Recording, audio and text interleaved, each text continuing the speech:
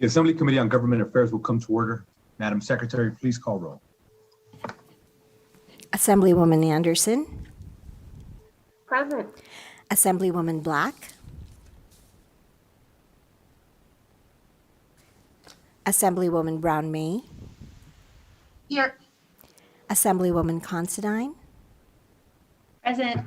Assemblywoman Dickman. Here. Assemblywoman Duran. Here. Assemblyman Ellison.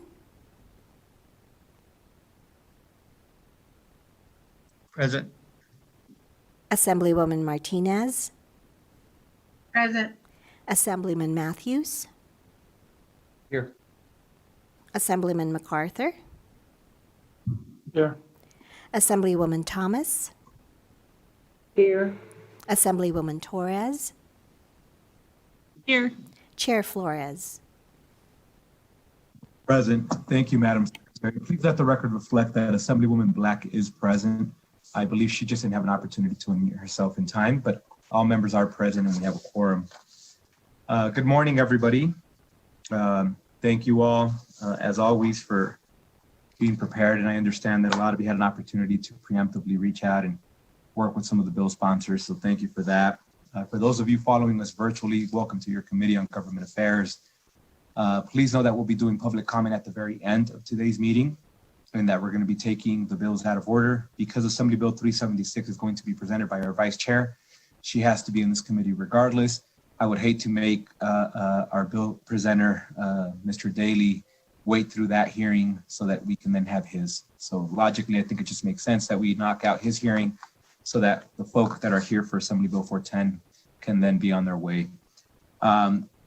I want to lay the ground rules for today, just for the sake and the interest of fairness to all parties, support, opposition, and neutral. The way we will allocate time, we'll have the bill presentation and we'll utilize whatever time is necessary for that, along with questions. But after that, we'll then allow 30 minutes to opposition, 30 minutes to support, 30 minutes to the neutral position. We will not limit each individual speaker to 2 minutes. That is, if one individual decides to pick up the phone and call in support and utilizes all 30 minutes, and you have 100 other people wishing to testify in support, unfortunately, you're gonna not give them the opportunity to do so. So I suggest, in the best interest of those wishing to call in support, opposition, or neutral, that you be brief with your remarks, because there's a lot of people hoping to get on the record. I have gotten a voluminous document here in front of me that there is a numerous amount of individuals wishing to testify for today's hearing. So I ask that you be respectful of those other individuals wishing to get on the record and that you utilize your time wisely. Before we get started, I did want to take a quick personal point of privilege and do another shout out here, a quick happy birthday to a really good friend of mine, Ricardo Reina, who I know, brother, it's been a rough year to say the least for you. But once you get over this, brother, we got a bunch of us waiting for a good barbecue and a good cold one. I need you to get well, brother. Keep fighting. So with that, we're going to go ahead and open up the hearing on Assembly Bill 410. Mr. Daly, please, whenever you're ready. Thank you, Mr. Chairman, members of the committee, and I will, in light of the comments, go as quickly as I can and get through the presentation on that. So AB 410 seeks to create a separation between a construction manager's agent when they act as the owner's rep and a construction manager at risk. So along those lines, the reason for the separation is because it creates an inherent conflict of interest when a contractor is able to basically be an owner's rep and oversee a competitor that he's competing against as a construction manager at risk, and then they act as a construction manager agent later. And some of the information that they're privileged to as a owner's rep that they wouldn't otherwise get, they get to sit in the meetings as the owner's rep and they learn their competitors' management philosophies, construction techniques, design, value engineering information, and other information that would be otherwise confidential, and it creates that conflict of interest. So that's the policy of the bill that we're trying to address. And then on that, so in section 1 adds a new requirement. Language is pretty straightforward there in section 1. If you want to be a construction manager at risk, then you can't have acted as a construction manager as agent for the previous 60 months, 5 years. So it's creating that separation, pick a side of the ledger, get on that side, and then you can conduct your business either as the construction manager at risk or as agent. The second half, or the second provision in the bill, is to try to eliminate the no bid contract to select a construction manager as agent. I don't think anybody supports the no bid process. But from the original drafting, there is what I consider to be a friendly amendment from the Northern AGC, and Mr. Craig McDowell is going to speak to that in a minute. So since then, we met with the rest of the industry, and we determined that as a policy decision that no bid contract is not the direction to go, and that a qualifications-based selection procedure for what is otherwise a professional as a construction manager, as agent. So we use language that's already in existing statute. I believe it's NRS 625 for selecting engineers and surveyors. So we wanted to adopt, you can see that language is virtually identical to the language that's in NRS 625. I believe it's 530. The other policy things that I would just hit on just for a moment, there are 2 sections of NRS that already give us some guidance along these lines, and that would be NRS 338-1717 and 338-1718. You guys can look that up. But basically what it says, if you're acting as a construction manager as agent, you are not allowed to perform any actual construction work when you're hired in those positions. So having them creating this separation in construction versus acting as an agent and owner's rep makes sense as the policy decision that we're trying to, the policy moving forward. The other thing I wanted to note is that this proposal is on a go-forward basis only. So it will only apply to a construction manager at risk or as agent who enters into a contract after this bill goes into effect. So it wouldn't affect any existing contracts or anything they've done in the past. So it would be a go forward only. And then it also only applies to the construction manager at risk scenario. So if it was a traditional design bid build contract, they would be able to do both in those scenarios. We'll address that later if it is a problem, but right now we're doing the construction manager at risk. Real quick, Mr. Chair, the remaining 18 pages of the bill, and I apologize, that's a drafting issue. I'll explain it the best I can. If I'm incorrect, legal can straighten me out. But because the provisions of the bill that we're amending are scheduled to sunset July 1st, I believe it is. If we're amending that, then we have to remove that sunset. Now, there's other legislation coming from the Senate that also removes the sunset, but LCB doesn't draft bills based on prospective legislation. So in order to make these changes, the sunsets needed to be removed. So when the bill was passed with the sunset, it gets entered into the statutes of Nevada, the way I understand it, which is separate from the NRS. So you have the provisions as it exists now and the language that after it's going to be repealed. So the rest of the bill is basically deleting deletions. So in the statutes of Nevada, the provisions that are going to remove those sections are being deleted in this bill, which means that you're deleting the deletions. So all of that language that's in there is actually going to stay in statute. And then before I go for questions, if I can have Mr. Mado go over the proposed amendment on the qualification-based selection procedures for professionals in the acting as construction managers agents, if that's okay with you, Mr. Chair. Please, we'll do that. Thank you, Mr. Daly. Good morning. My name is Craig Madole. I'm the CEO of the Nevada Chapter AGC. Thank you, Assemblyman Flores, for sponsoring Assembly Bill 410 and for working with us to address our concerns with the bill as drafted and accepting the amendment before the committee today. The purpose of the amendment is simple and straightforward, and I think Mr. Daly did a good job of summarizing it. Currently, when a public agency enters into an agreement for a professional service in preparation for construction, a qualification-based process is required pursuant to NRS 625.530. This amendment requires public agencies to utilize the exact same process already required by Nevada law when selecting a professional service during construction of a project. The process is well known to both public agencies and the firms that pursue this work.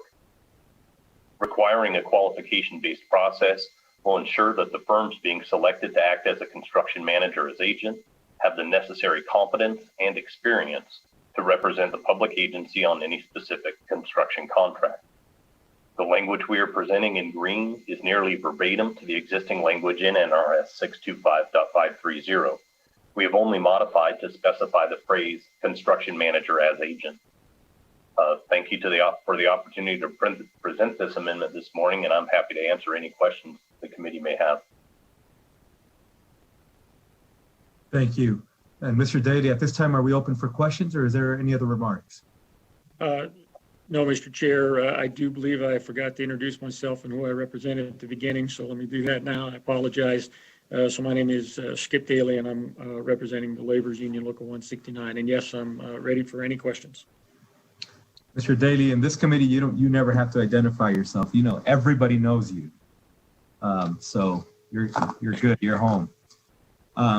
With that, members, we'll open it up for questions. I am now checking the chat.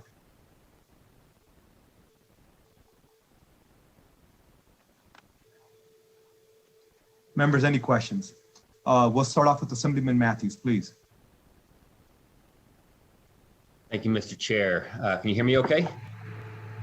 Yes, we can. And before we go to you, Assemblyman Matthews, my apologies. I just now realized that Assemblywoman Dickman had a question. So we could please start with her, and then we'll go back to you, Assemblyman. Absolutely. My apologies. Assemblywoman, problem. please.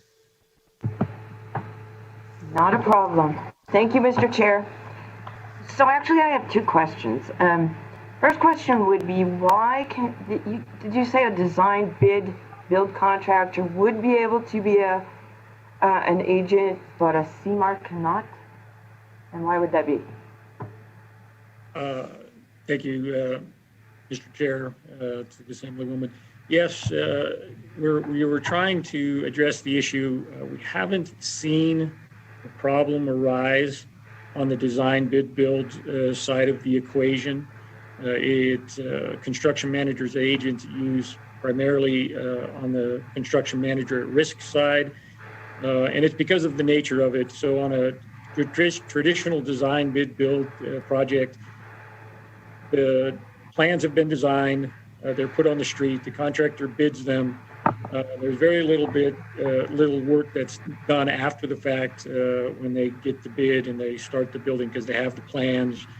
There's not that much value engineering that gets done or those types of things. And if it does, it's generally done without a construction manager as agent. It occasionally happens, but we haven't identified or seen a problem there. On the construction manager at risk side of the equation, there is no design. You're going to do the design portion of it before that. So you're hired to do the construction management, design the building, value engineer, do all of those things to get it down to a design that the owner is happy with. And oftentimes, depending on the agency, some have their own staff that can do those construction and design reviews and constructability reviews and various things. And some of them then hire that construction manager as agent to help those agencies with that portion of it. So we're not trying to fix a problem we haven't identified, and that's something that's only on the construction manager at risk versus construction manager as agent. And I believe I commented if that comes up and the policy needs to be extended to that, that would be for future consideration. I hope that answers your question. Yes, thank you. And Mr. Chair, could I ask another question? Follow up, please. Thank you so much. Could you estimate how many construction companies we have in Nevada that would be qualified to perform these two functions? I don't have a number. I know there's several thousand I mean, there's a lot. contractors. Because I'm having a hard time understanding why we'd want to do this. It seems a little protectionist. Like, there's a few companies who'd like to see competition eliminated, and it seems the fewer we have available, the more they would cost. So wouldn't that drive up the cost of our public works projects, such as building schools that are so needed? No, it wouldn't, and it's not protectionist. It's trying to eliminate an unfair advantage that the person who then works as a construction agent as manager, overseeing somebody who was maybe 2 weeks ago his competitor, and then is privileged and gets inside information that they wouldn't otherwise get, that wouldn't be public information about their competitor and how they design work, how they manage work, what their philosophies are on those types of things. They can see how they build the work, but some of the internal workings are not there. So it's to create that conflict there. I know there's several thousand contractors. Ones that have an A license or an AB combination license is probably fewer. But I would have to look at the contractors board. You can look that stuff up and find it by category on how many contractors there are. But we don't see too many crossovers. There's a few, but I know that when that competition, they're going head to head as a construction manager at risk. And then 2 months later or whatever, if they're selected as a construction manager, as agent overseeing their competitors, is the unfair advantage we're trying to eliminate. Thank you so much. Thank you, Mr. Chair.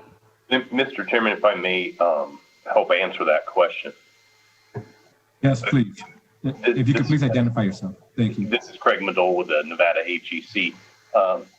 Ms. Dickman, there are more than 10,000 licensed contractors that are all capable of serving as a construction manager as agent should they choose to do so.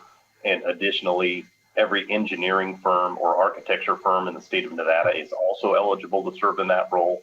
And it is my understanding there are fewer than 50 of those construction companies that perform construction manager at risk contracts. So really you'd be diluting the pool of more than 10,000 by about 50 people. So there's not that many that do both, though, correct? That is correct. Okay, thank you. Thank you. Next, we'll go to Assemblyman Matthews, please. Thank you, Mr. Chairman, and thank you, Mr. Daly. My question pertains to the effect of this on some of our rural communities. A lot of Nevada's rural agencies have the challenge of having to use their finite, often very limited resources across a wide array of areas. That, of course, would include engaging construction firms for pre-bid consulting services to analyze cost estimates or schedule constructability, coordination, et cetera. This bill, as I read it, would appear to significantly limit those local governments' access to valuable resources. And so my question is, why we would want to implement this in the way it might affect our rural communities. So I wonder if you can answer that and address some of those concerns, please. Thank you. Yes, and thank you, Mr. Chair, to the Assemblyman, again, Skip Daly, for representing the Laborers Union, and Mr. Madole may be able to help with some of this as well. So in the rural counties, they're already limited to only using 2 construction manager at risk contracts per year. The construction manager at risk procurement process is for larger, more complex public works type projects. So it has a very limited use on smaller projects. And that's what we've seen by and large in the rural communities. So if they do have those on one of the 2 that they're able to do in a year, and they wanted to get a construction manager as agent if they had a large project like that, like Mr. Madole said, so there's a pool of people that generally almost regularly bid as construction manager at risks, and of course they have to have a minimum of at least 2 people put in their request for qualifications in order to even do it. Then they have to narrow it down to at least 2, but not more than 5, and make the selection. And then when you go to hire the construction manager as agent, there's a larger pool, as Mr. Medill said, of people that would be qualified to do that. So I don't think there's going to be a conflict or hurt those rural communities. Generally, they're not doing as large of construction projects just based on the nature of the rural communities. And if they did, they could use the CMAR, and it would be an appropriate process, and they would have access to a larger number of construction managers, agents being able to meet their need. So I don't think it creates any issues for the rural counties. Okay. All right. Well, thank you. And thank you, Mr. Chair. Thank you, Assemblyman. Next, we'll go to Assemblywoman Brown-May. Thank you, Mr. Chair. Thank you, Mr. Daly, for that great presentation. And pardon this question, I'm sure it's very elementary, but it's been a very long week so far, and we're only halfway there. I just would like to clarify that this is specifically addressing contracts with public bodies, so it's public works contracts. And if I'm a contractor acting in both capacities in the private sector and then bidding on a public works contract, the 5 years would not necessarily impact me. I just want to make sure that that's correct. And then my second question, if you don't mind, would be that I noted that you said that I could not, if I were the contractor, perform work on that contract. And I just want to make sure that I understand that I would not be able to contract on that site as a subcontractor or another party, but I could in fact donate work. Let's just say I was a paving contractor and there was a small piece of work that needed to be done. I could donate that. So I could actually perform work on the site, but not be paid to do it. Is that correct? Thank you, Mr. Chair, to the Assemblywoman. Skip Daly again, for the record. The first question on the public works, you are correct. It only, NRS 338 only applies to public bodies performing public works construction. So private sector type issues would not be affected by this bill. So the language regarding what a construction manager at risk or a construction manager's agent, can perform is in existing statute now, and it says they cannot perform work or construction work on the projects where they're acting as a construction manager as agent. So that would be existing statute, wouldn't be done. Private work, again, would not be covered by that. The donation question, I don't know the answer to that. I've never seen it happen. But I think the statute's pretty clear. They're not supposed to perform any work. I think it contemplates that they're not performing work under a contract. So I think it would be a gray area on the donation of work. If there was work that could be donated, presumably they could do it because there wouldn't be a contract, and someone would have to argue if it was prohibited or not. I hope that answered your question. It's not a clear issue, and like I said, I've never seen that occur. So it would be a question that's never been tested. Thank you, Mr. Daly. Thank you, Mr. Thank you, Assemblywoman. Next, we'll go to Assemblyman Ellison. Thank you, Mr. Chair. And I think this is to Craig Medill, if I get him to answer some of this. I've got the most ultimate respect for AGC, and usually when they tell you something, they're going to tell you the truth. But I do have a couple questions, if I may ask. What specifically relates this bill warrant to a statewide legislative process to enact policy that limits the state and local government to access qualified construction management firms? So we're limited. And so could you hit that one? And then I got a follow-up, if I may. And then also Mr. Daly can jump in here too. Thank you, Mr. Ellison. Again, Craig Medill with AGC for the record. Really what we're trying to do here is ensure that information that a contractor may consider proprietary in any other situation would not be shared with their potential competitors or competition on construction manager at risk contracts. if you're acting as the owner's representative, all contractors have scheduling, processes and procedures and different things that they do that make their policies and their contracts unique. What we're trying to ensure is to not share that proprietary data with their potential competitors. Okay, then I have a follow-up too, if I may, Mr. Chair. Follow-up, please. But why does the bill only restrict construction management agencies from acting as CMAR? And I'm trying to see what my note says, and what does it extend to hard bids on the public works? Why only public works? Again, this is Craig Madole with AGC for the record. Mr. Elson, one of the reasons we wanted to limit it to construction manager at risk is that way, when you go into interview for a construction manager at risk contract, you're not able to share other people's proprietary data to gain advantage for the award of that job. But additionally, it was pointed out to me that several small counties in the rural areas use design, bid, build contractors as their construction managers as agents. And we wanted to preserve that so those hospitals and those owners can continue to utilize the contractors that are serving in that capacity for them. So we're trying to really kind of thread the needle here to keep potential competitors away from seeing other people's proprietary data, but allow the rural areas to continue on the process that they're already utilizing. So do you think your amendment will help maybe soften this up a little bit for the future? Again, this is Craig Madole with AGC. Yes, I believe it will. And then I also think that this process is well known to the public owners and the professionals that do it. So, and I think it gives the taxpayer some more confidence in this entire process by using a qualification-based criteria for this. And again, to emphasize again what Mr. Daly said, this is prospective only.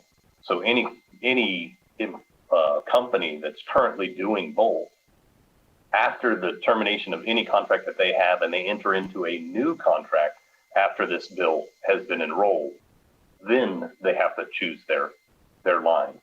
They don't have to, nothing would look backwards to those folks. Well, I really appreciate it and thank you very much. And Mr. Daly, I didn't know if I didn't want to jump over you. I just didn't know if you wanted to add something to this or not. Mr. Chairman, no, I believe Mr. Madole answered the question. If you're satisfied, I believe he got out the information was necessary. Thank you. Thank you, Mr. Chairman. I did see that Assemblywoman Dickman had a follow-up. Assemblywoman, please. Thank you, Mr. Chair. Appreciate that. I just wondered why, you're talking about the proprietary information and stuff. Why is it okay to learn that after 5 years? Yeah, and I thank you, Mr. Chairman, again, Skip Daly for the record. So the 5 years creates the separation. It's not okay to learn it after 5 years. The way it would operate is, let's say we're past July 1st and the bill's in place. If a person puts in and submits his request for qualifications to become a construction manager at risk, they would look to see if they have entered into a contract as a construction manager's agent since the application of this bill. And if they have, then they wouldn't be able to bid as a construction manager at risk. So they got to pick whichever side they're doing. So if a construction manager as agent enters into a contract after this bill goes into effect, they would have to not be a construction manager as agent for 5 years before they'd be eligible to become a construction manager at risk or put in a proposal. So it does create that separation, is to pick a side of the ledger that you want to be on, because it's not a fair process if you can do both back and forth. So it's not a matter of it's okay to get that information after 5 years. It's after they haven't been a construction manager as agent for 5 years that they become a construction manager. And so then they would have to wait another 5 years if they did the other thing. Is that correct? No, they could do construction manager, again, Skip Daly for the record. they could do construction manager at risk the entire time, go forward and never have any issues. But if they decide that they want to become a construction manager as agent, this bill would put everyone on notice that they wouldn't be able to then bid as a construction manager at risk until after 5 years after that contract would be completed. Okay. Thank you so much. You got to pick a side of the ledger, basically. Thank you. And thanks, Chair, for the second question. Appreciate it. Thank you. And we'll go back to Assemblyman Matthews. Thank you, Chair. And for either Mr. Daly or Mr. Madole, and maybe I'm reading this wrong, so set me straight if I am, but it seems as written with this bill, someone who is a CM as an agent for Clark County could not get a CM at risk project for the city of Las Vegas. Is that correct? If so, how does that really address the conflict of interest issue? I would think if you're going to limit it, it would be only for the same entity, but again, maybe I'm mistaken there. Thank you.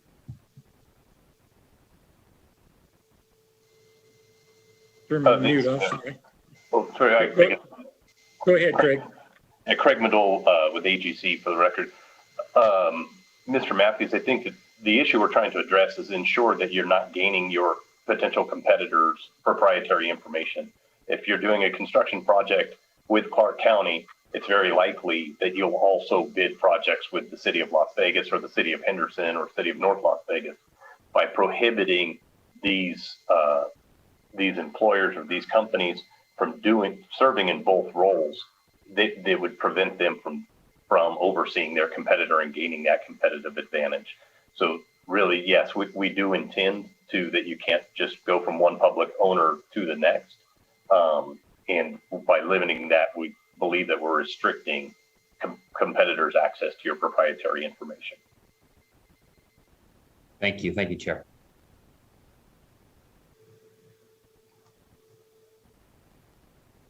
And thank you, Assemblyman. I'm going again through the chat to see if we have any additional questions.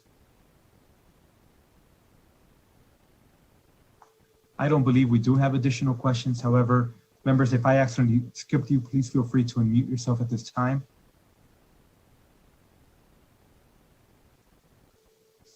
Seeing none, members, thank you for the questions. Thank you, Mr. Daly, as always, for engaging. At this time, I'd like to invite those wishing to testify in support of Assembly Bill 410. And if we could please go to the phone lines. To testify in support of Assembly Bill 410, please press star 9 now to take your place in the queue.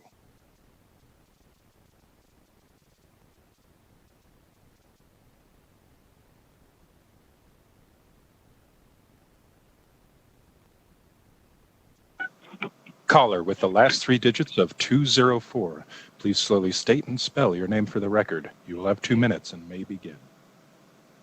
Thank you, Madam Chair, members of the committee. For the record, Rusty McAllister, RUSTYMCALLISTER, representing the Nevada State AFL-CIO. On behalf of our 150,000 members of the Nevada State AFL-CIO, we are in support of this legislation. I will not belabor the points, Madam Chair, that have already been expressed, but we are in support of this legislation. Thank you very much. Thank you, sir. Next caller in support of Assembly Bill 410. Caller with the last 3 digits of 799, please slowly state and spell your name for the record. You will have 2 minutes and may begin.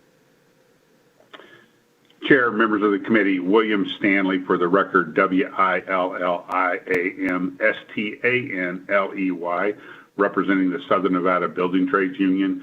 We too weigh in support of the bill and appreciate both the bill sponsor and the 2 members who are the 2 witnesses that helped present. We would identify ourselves with those comments and support the legislation. Thank you. And thank you. Next caller in support of Assembly Bill 410. Caller with the last 3 digits of 500, please slowly state and spell your name for the record. You will have 2 minutes and may begin. Good morning. My name is Kevin Stroop, KevinstroupE, and I am the CEO of Clark Sullivan Construction in Sparks, Nevada. I'm pleased to voice our support for Assembly Bill 410 this morning. We are firm believers that this measure is good public policy and will ensure that competitive advantage is not gained while serving as representative for a public agency on a construction project. We also strongly support the amendment presented to this bill this morning. The amendment would ensure that the process already in place in Nevada law for public agencies to utilize professional services would also be included on professional services during constructions. This qualification-based process is fair, has a long track record of success, and protects the taxpayers by ensuring the quality and skills of these professionals. We urge you to pass this important measure. Thank you for your time.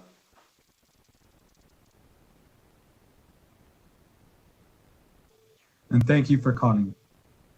Next caller in support of Assembly Bill 410. Caller with the last three digits of 968. Please slowly state and spell your name for the record. You will have 2 minutes and may begin.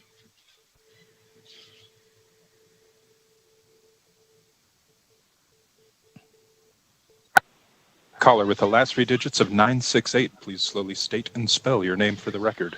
You will have 2 minutes and may begin. Hello, my name is Justin Ivory, JUSTINIVORY. I currently sit as the Vice Chair of the Washoe County School District Capital Funding Protection Committee, and I'm in support of this bill. I think this will help provide a selection process that protects not only the taxpayer but also the staff of the public body for providing an open and consistent selection process to select a CM. I know we've awarded several contracts that have been in a six-figure, in excess of six figures, and I think this is a good step forward. Thank you. And thank you. Next caller in support of Assembly Bill 410.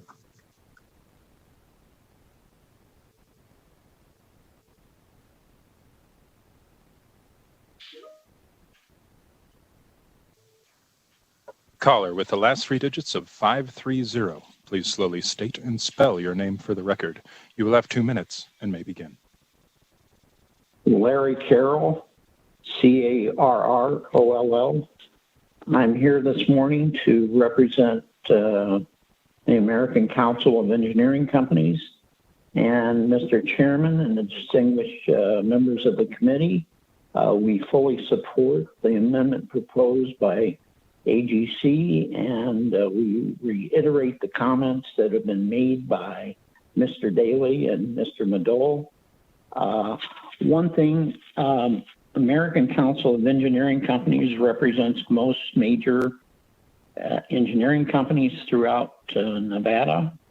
As you know, most cases of a construction manager agent are performed by design professionals, whether it be a professional engineer or a registered architect, and due to the unique nature and the complexity of the projects related by certain public projects, these require the expertise in specific learned professions as engineering and architecture. In order to protect the public safety and health safety issues related to the projects, it's important to select on the basis of qualification-based selection. That's QBS. That this amendment proposed by AGC both conforms to existing Nevada law 625.30 and the Brooks Act, the Federal Brooks Act of 1972, which requires the selection of engineers and architects and construction manager agents on the basis of QBS rather than low bid. It's important to note that public tax dollars remain protected in the QBS process. Once an engineer or an architect is selected on the basis of competence and qualifications, the public body cannot come to an agreement with the price of the selected engineer or architect. The public body has the right to terminate negotiations and negotiate with the next highest scoring engineer or architect. during the QBS selection process. Moreover, the CM agent saves public dollars by assisting public agencies as representing as an independent, unbiased agent to resolve the challenges during these complex public works projects, and helping with streamlining the project construction and the delivery and mitigating change orders or other complications that can greatly increase the project costs. And I thank you, Mr. Chairman, and the committee for my time.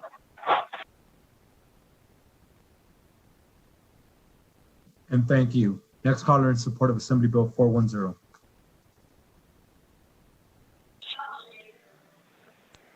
Caller, Good morning, with the Chair. last Andy three Don. digits of 469, please slowly state and spell your name for the record. You'll have 2 minutes and may begin. Good morning, Chair. Andy Donahue, ANDY-DONAHUE, with the Labor Employers Cooperation and Education Trust. Simply here to join support for this current bill. Thank you. And thank you. Next caller in support of Assembly Bill 410. For the new callers to testify in support of Assembly Bill 410, please press star 9 now to take your place in the queue.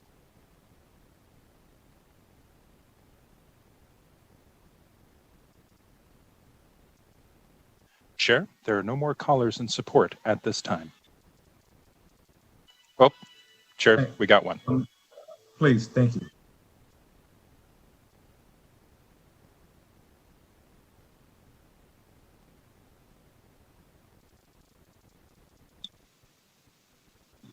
Caller with the last Thank three you, digits Chair. of 907, please slowly state and spell your name for the record. You will have 2 minutes and may begin.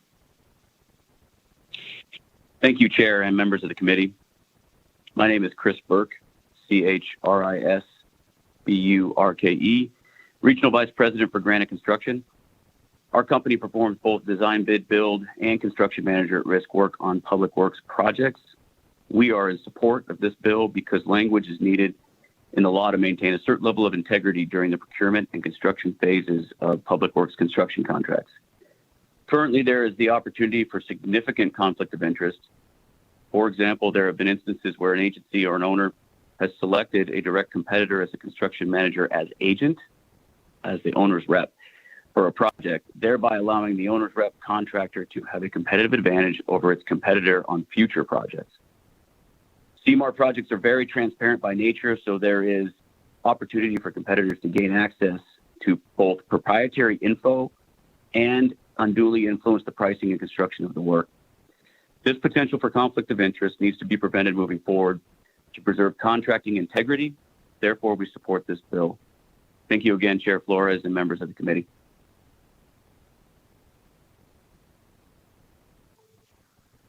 Thank you. And we'll go to the next caller wishing to testify in opposition to Assembly Bill 410. Chair, there are no more callers in support at this time.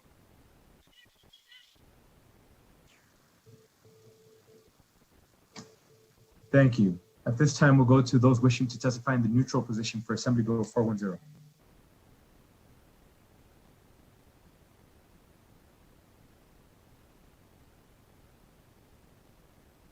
To testify in the neutral position on Assembly Bill 410, please slowly state, please press star 9 now to in the queue.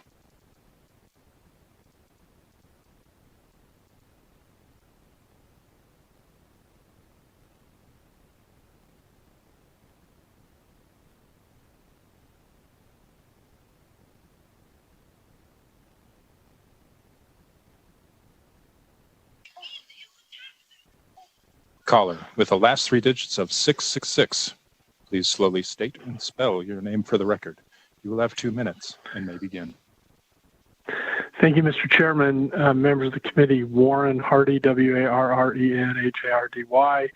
Mr. Chairman, I apologize. I'm calling in opposition, but I didn't hear an opposition opportunity between support and neutral. So I'd be happy to back out of the queue if you're going to go to opposition after neutral, but I just want to make sure I didn't miss anything. So we did go to opposition, and we did have a caller, but you may have missed it right when I said it. At this time, we'll go ahead and add your testimony to opposition. Please proceed. Thank you, Mr. Chairman, for that accommodation. My apologies. Again, Warren Hardy representing the Urban Consortium, which is made up of the cities of Las Vegas, Henderson, Reno, and Sparks. We do have concerns with AB 410. I do want to apologize to Mr. Daly. I did not realize that this was his bill, or I would have reached out to him prior. The pace of session is getting to me, I think. We appreciate the amendment that's been offered by AGC and don't have any concerns with that. I think that probably makes good sense. Our concern would be a couple of things. With the 5-year limitation, seems to be sort of randomly selected. I understand the issue that we're trying to get at here, but I want to assure the chair and the committee that the local governments have, professionals that know how to navigate these kinds of ethics concerns and abuses. And we would also have a concern, I think, something that Assemblyman Matthews identified, and that is that it appears as though if somebody has acted as a construction manager as agent for one entity, that would disqualify them from acting as a construction manager at risk for another entity. With that scenario, I don't think it would take long for everybody to be disqualified that wishes to participate in both. So, Mr. Chairman, those are our concerns. I apologize again for the lack of communication with Mr. Daly, and I will reach out to him immediately to see if we can resolve these concerns. Thank you for your time. And just a point of clarification, I misspoke. I think nobody heard me say opposition. That was my fault. I think I did the good old start talking without clicking unmute, so I apologize. And so you're good on that. My apologies. I thought everybody else had heard me. So my correction. Will remain in opposition at this time. Assembly Bill 410. To testify in opposition to Assembly Bill 410, please press *9 now to take your place in the queue.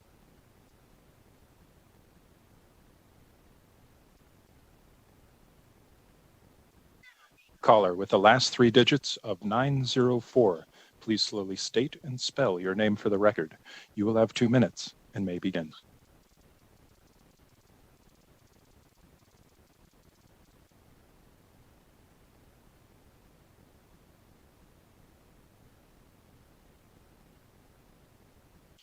Caller with the last 3 digits of 904, please slowly state and spell your name for the record. You will have 2 minutes and may begin. Good morning. My name is Mark Hobaica, M-A-R-K-H-O-B-A-I-C-A. I'm the Executive Vice President of Core Construction, and we have offices in both Las Vegas and in Reno. Even though I'm testifying today on behalf of Core, I also have 17 years of experience in the public sector as the former city architect and assistant director of public works for the city of Henderson. The provisions of AB 410, I believe, are really just harmful to contractors that provide any construction management services, and detrimental to public agencies that need to contract for these services. Really, the question here is what's the compelling need for this proposed prohibition? The proponents of AB 410 say that contractors acting as both an owner's rep and as a CMAR have an unfair advantage over other contractors. For my 30 years in the design and construction industry, what we do is not a science per se, and this is simply just not the case.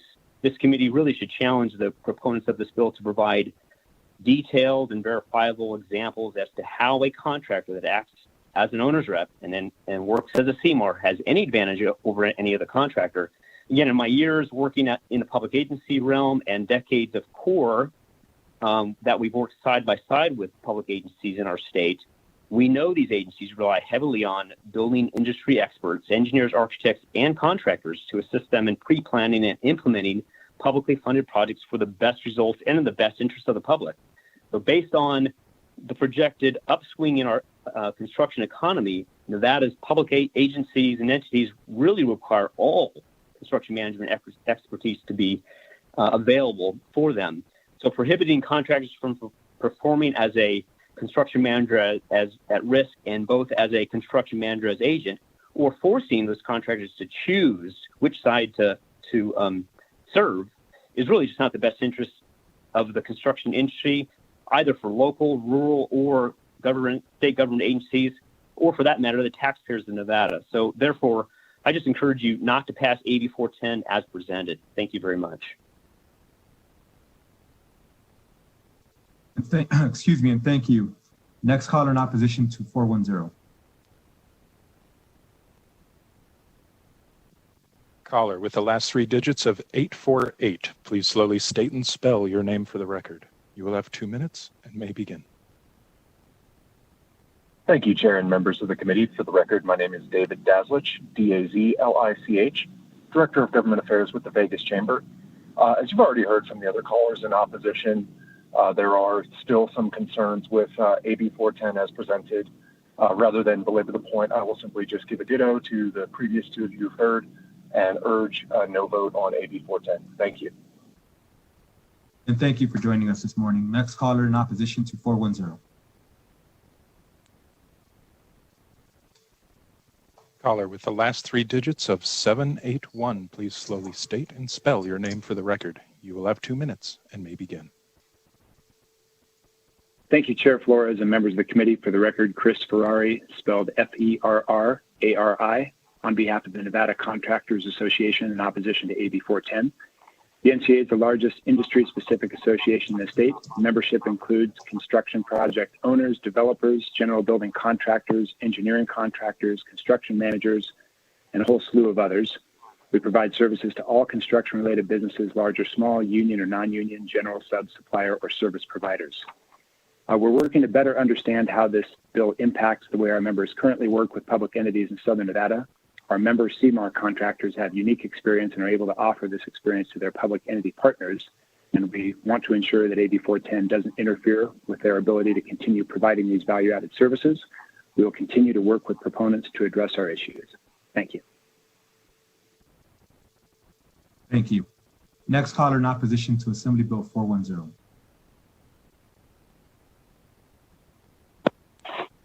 Caller with the last three digits of 718, please slowly state and spell your name for the record. You will have 2 minutes and may begin. Thank you, Chair Flores and Vice Chair Torres, for allowing my statement of opposition. My name is Wesley Harper, W-E-S-L-E-Y-H-A-R-P-E-R. I am the Executive Director of the Nevada League of Cities and Municipalities. The League is respectfully in opposition to AB 410 as amended. We do appreciate the discussion, the work of the sponsor to bring this bill forward, and the distinguished members of the Assembly Committee on Government Affairs for hearing it. We are in direct alignment with the statements of Core Construction and Mr. Hardy of the Urban Consortium.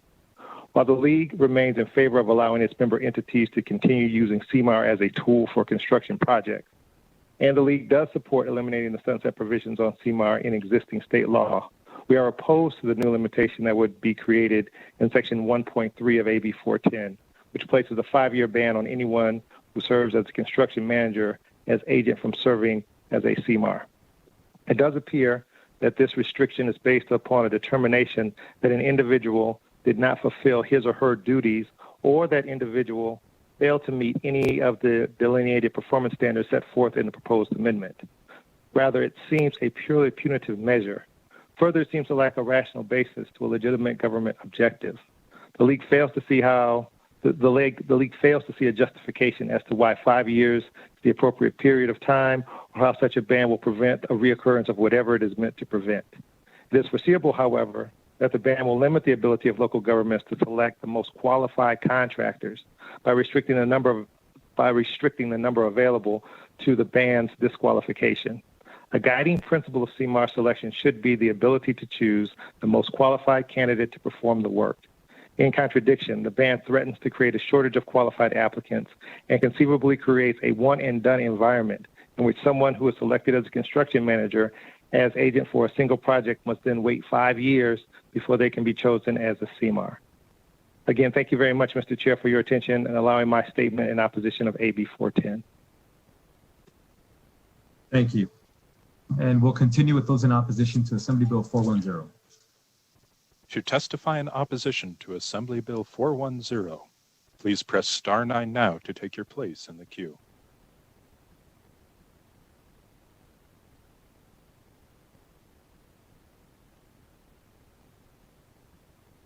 Chair, there are no more callers in opposition at this time.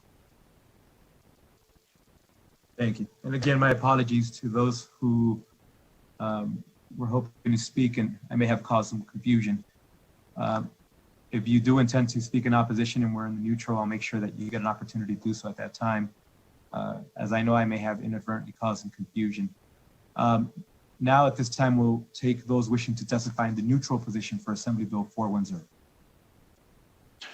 To testify in the neutral position on Assembly Bill 410, please press star 9 now to take your place in the queue.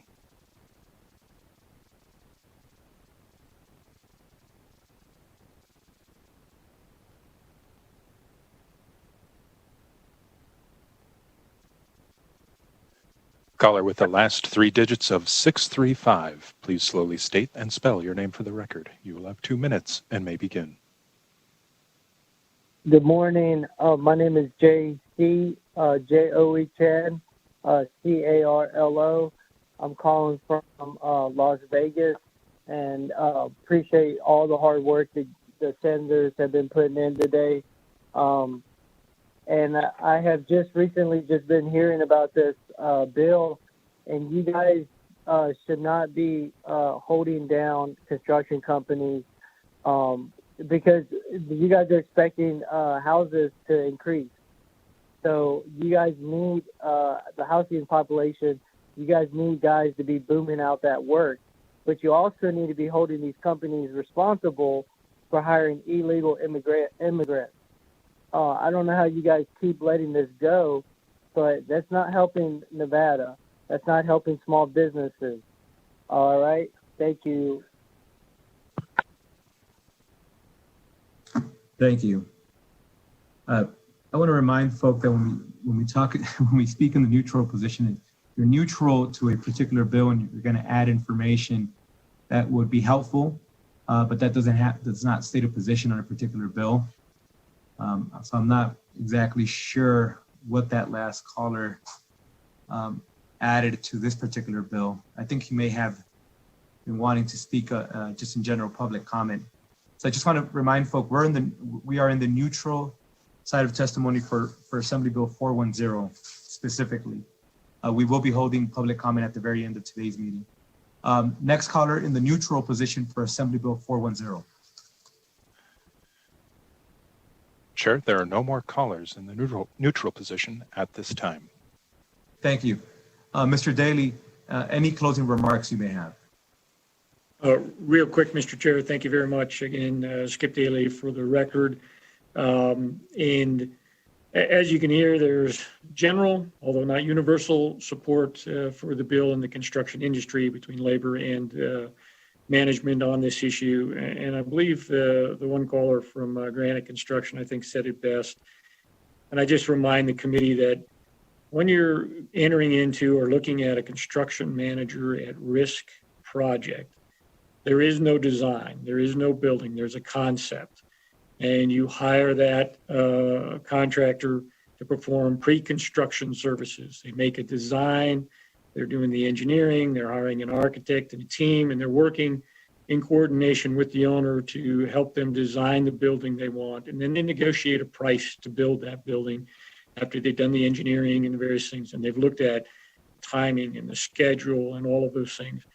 So when a competitor is sitting in the room with you as you're going over those processes for design and architecture and what materials you're going to use and what scheduling you're going to use and philosophies and techniques and various things that are otherwise proprietary and never disclosed to your competitors, that's the unfair advantage that this bill seeks to correct.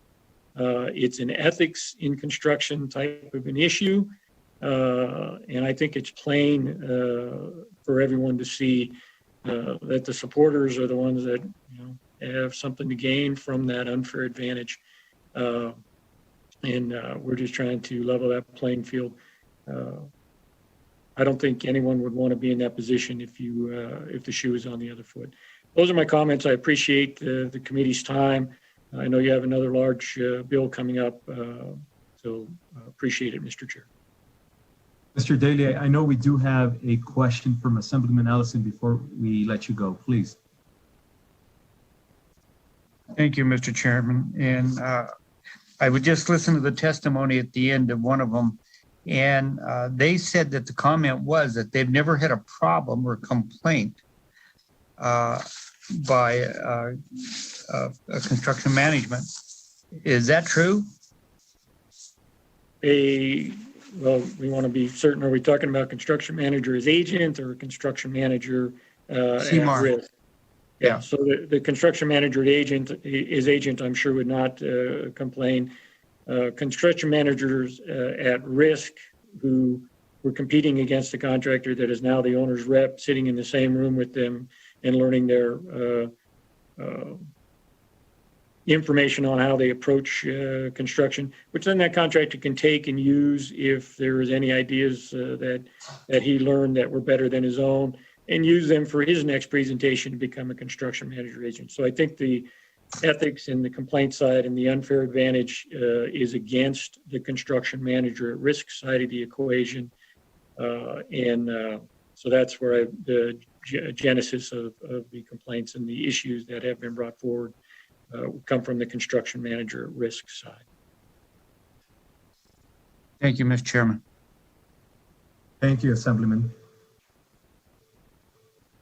And at this time, I'm going to go ahead and close out the hearing on Assembly Bill 410.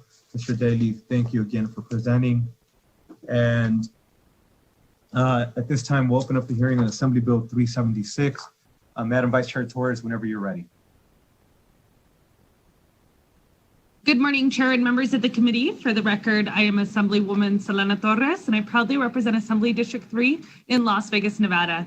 I am here today to present AB 376, which enacts the Keep Nevada Working Act. I'm going to go ahead and start by giving some background information. Then I'll go ahead and introduce the Lieutenant Governor to give some additional remarks, and then we'll have a Boyd Law student, Coco Padilla, give some additional remarks. So some background information on the legislation. Nevada's economy and future prosperity following the COVID-19 pandemic depends on a strong and stable workforce. 1 in 4 Nevada workers, nearly 500,000 people, are immigrants to the United States. In the aftermath of the COVID-19 crisis, the Keep Nevada Working Act will uphold and support the essential contributions of immigrant workers and entrepreneurs to ensure the state continues to experience a robust economic recovery. Nevada has the highest per capita immigrant population in the United States, which has nearly doubled in the last 20 years. It is no coincidence that Nevada's gross domestic product has increased by more than 50% over the exact same period of time. Immigrant-owned businesses are not only widespread, they're also some of the most profitable, with 75% of Fortune 500 companies based in Nevada being founded by immigrants or their children. Protection for Nevada's working families ensures that Nevada has a stable workforce necessary to continue on its path toward economic recovery and growth into the future. Federal government agencies should not be allowed to commandeer our state's scarce public safety resources. The federal government does not reimburse the cost of local resources that are used for federal immigration enforcement purposes. Expending scarce local public safety resources compromises the ability of local governments to meet the needs of their community. Additionally, such enforcement exposes jurisdictions to costly litigation, which this community has already seen done. A recent study by the Center for American Progress shows that jurisdictions who choose not to participate with ICE have lower rates of crime, poverty, and unemployment. Studies also show that misuse of local resources for federal immigration enforcement has a negative effect on reporting for both victims and witnesses of crime. In addition to a safer community, these studies reflect the economic benefits of law enforcement, building trust in local communities. The Keep Nevada Working Act is informed policy intended to value, uphold, and defend Nevada's essential immigrant workers and entrepreneurs. This bill establishes the Nevada for Working Families Task Force within the Office of the Lieutenant Governor to oversee economic and service-oriented policies that maximize and protect contributions from Nevada's immigrant workforce and entrepreneurs. The bill calls for the implementation of policies that refocus our government agencies to doing more work of the people and prohibits the misappropriation of misuse of state and local resources for federal government use or for the purpose of federal immigration enforcement. I would like to note to this committee that there has been a conceptual amendment that has been proposed and that I have worked closely with the Office of Lieutenant Governor so that we can implement this piece of legislation. At this time, I will introduce the Lieutenant Governor, Kate Marshall, who will talk about the Keep Nevada Working Task Force as amended. Thank you, Vice Chair Torres, and thank you, Assemblyman Flores, and your committee. I really appreciate you guys taking the time. I seem to be appearing a lot before you these days, and so I know you are working many hours and long hours, and so thank you for what you're doing.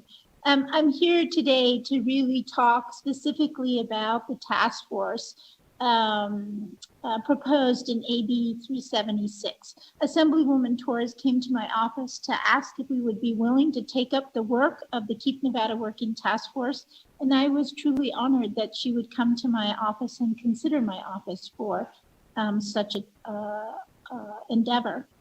From the beginning, my office has been focused on entrepreneurship, on small businesses, and on workforce development. We know, especially because of the pandemic, that Nevada's workforce suffered the highest unemployment in our country. We also know that 35% of our small businesses closed outright, and that another 65% really were substantially negatively impacted by the pandemic. We also know from a recent study that the small businesses that were the most impacted negatively by the pandemic were those that served in majority minority neighborhoods and women-owned businesses.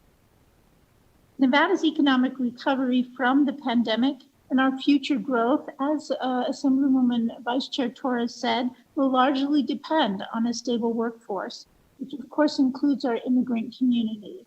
As she stated, 1 in 6 Nevada workers have at least one parent who is an immigrant, and 1 in 5 are immigrants themselves. The main purpose of the Keep Nevada Working Task Force is to conduct research, to identify best practices, and to submit recommendations to you, the legislature, so that you can further integration and development of our workforce, our entrepreneurs, and especially our small businesses within our immigrant communities. Identifying strategies that you can consider will help ensure that Nevada has a stable workforce necessary to continue its path to economic recovery and growth in the foreseeable future. Creating a task force will assist our state in continuing to attract and retain a talented workforce, including entrepreneurs and small businesses who will create jobs and prosperity in all our communities. As written in the bill, the task force is comprised of myself, of 7 members appointed by myself, and of 1 member appointed by the governor and the Office of New Americans. Each member is to represent at least one of the following: an immigrant advocacy group, a business association, a labor association, workforce economic development interest, the legal interest of immigrants, faith-based nonprofits, higher education, and law enforcement. The task force is expected to meet quarterly and to provide a report to you, the legislature, on or before July 1st, 2022, and thereafter biennially. I have to say to you that while there's a symbiosis in kind of what our office does, our existing duties and the duties expressed for this task force, chairing the Nevada Working Act Task Force is a job my office would gladly embrace. And we would be honored to provide you a report of recommendations that then you guys can consider and decide what to do. Thank you, Lieutenant Governor. It's always an honor to have you present in the Government Affairs Committee. And I look forward to finding ways that we can continue to collaborate to promote small business in our communities. And I think that this task force is another component of that. At this time, I will now introduce Jorge Padilla, a former student attorney at the UNLV Immigration Clinic and the winner of the 2020 Policy and Legislation Society's Making the Law competition at the William Boyd School of Law, to go ahead and walk us through the sections of the bill. Thank you, Assemblywoman Torres. And for the record, my name is Jorge Padilla. Good morning, committee, and good morning, Chair Flores. It's nice to see you. Before going into the bill, I just want to say, for the record, thank you so much to Vice Chair Torres. I am a second-year law student, and growing up, it was my dream to become an attorney. And under her supervision in the Making the Law competition, I was able to help write a bill. And I was born and raised here in Las Vegas, Nevada, and it is probably the most honorable thing to give testimony before all of you today. So for reference, I will be going over sections 1 through 13 of this bill. Section 2 is the legislative findings. The findings declare that it is not the primary purpose of state and government agencies to enforce federal immigration law. Federal agencies are vested with absolute authority to enforce immigration laws, and therefore it is their duty to do so. Sections 3 through 7 provide the definitions for campus police, federal immigration authority, notification request, state or local law enforcement agency, and these definitions are relevant to the rest of the bill. Sections 8 through 13 of the bill prohibit state and local law enforcement agencies, as well as school police units and campus police departments, from misusing state and local funds and Nevada taxpayer funded assets for the purpose of investigating, detaining, or arresting any person for immigration enforcement purposes. That concludes my overview of the bill, and I would like to turn the presentation back over to Assemblywoman Flores. Thank you so much. Thank you, Mr. Padilla. It's an honor to have you with us today. And thank you, Chair Flores and members of the committee. I urge your support of AB 376. With the passage of this bill, we can refocus the efforts of our government to assisting the hardworking immigrants in our communities and throughout the state. We now stand open for questions. Thank you, Madam Vice Chair. I will take a quick personal point of privilege just to congratulate Mr. Padilla. I know we had the opportunity and the honor to have you blessing us with your presence in this building last session. And then we got the news that you were admitted to law school. And I also wanted to say thank you to our law school, such a beautiful job that they're doing. Just how much they're empowering our students to feel that they're directly involved with the legislative process. And I think Mr. Padilla is an example for a lot of our students to follow. So thank you, Mr. Padilla, for just being an example and a role model for so many up and coming folk that are going to be following your footsteps. So with that, we'll open it up for questions. And I am now checking the chat. And I will start off with Assemblywoman Black. Hi, can you hear me? My mic's been weird. Yeah, no worries. I'm on the same boat, Assemblywoman. We can hear you, yes. Okay, thank you. So I have two questions, if you'll allow it. In an article, which I'll submit for the record, that the Washington Times put out yesterday, it was reported that during a virtual town hall forum with ICE employees, DHS Security Chief Alejandro Mayorkas said he's preparing to take on cities that refuse to work with immigration and customs enforcement, and he wants to see more illegal immigrants face criminal prosecution for jumping the border. And I'm just curious, given the chief's comments, do you feel like this is a good time to pass this bill? Thank you for the question. Chair, do you mind if I go directly to the members? Please go direct. Thank you. Thank you. Thank you for the question, Assemblyman Black. I really can't speak to something that I haven't seen or article I haven't seen or proof that's evident. But what I can speak to is the fact that there is nothing in this piece of legislation that violates any type of federal regulation, federal policy, or federal law. It is completely within the realm of our state powers to say that the state of Nevada is not going to do the job of the federal government, and that we are going to use our local resources for local efforts. So in no way does this impede the ability for federal government to do their job. If the immigration offices would like to detain an individual, they can do so. There's nothing in here impeding that ability. It's just rather saying that the responsibility of our local law enforcement agencies is not to use their resources for this specific effort. Thank you. My second question, if you'll humor me, is Reuters reported, which I'll also submit for the record, that U.S. Border Patrol announced Monday that 2 Yemeni men on the terrorist watch list were arrested for illegally crossing the border in Mexico into California. And I just want to clarify, I think you just sort of answered this, but I just want to clarify that if those two had somehow not been arrested and detained and made it to Nevada, that we would not have refused a request from ICE or Customs and Border Patrol or Protection to detain them, to hold them. That's correct. Thank you for the question, Assemblyman Black. So if those two individuals had been detained, I mean, there's a lot of hypotheticals in this situation. So if those two individuals are here in the state of Nevada, there's nothing preventing ICE from doing their job. Additionally, in the legislation, it's abundantly clear that if there is a federal warrant, they can still detain those individuals and they would be transferred into ICE custody. It does not stop that permission to allow for federal agencies to continue to cooperate with local law enforcement agencies. It just requires that they have that federal warrant. Thank you. Thank you. Next, we'll go to Assemblywoman Thomas. Good morning, Chair, and thank you for the opportunity. And thank you, Vice Chair Torres, for Assembly Bill 376. And your two presenters, I appreciate Lieutenant Governor coming in, and Mr. Padilla, thank you so much for your service to this committee. My question is just one that I guess would be addressed through the working task force, Nevada's working task force.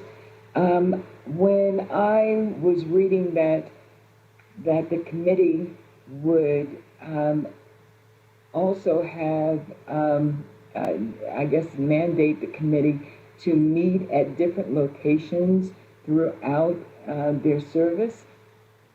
Would that also include, now that we have proven technology virtually, because a lot of these positions are not paid positions, so that would put the onus on the committee members to, let's say, go up to Elko from Las Vegas, so which would be quite expensive. If you could address that, thank you.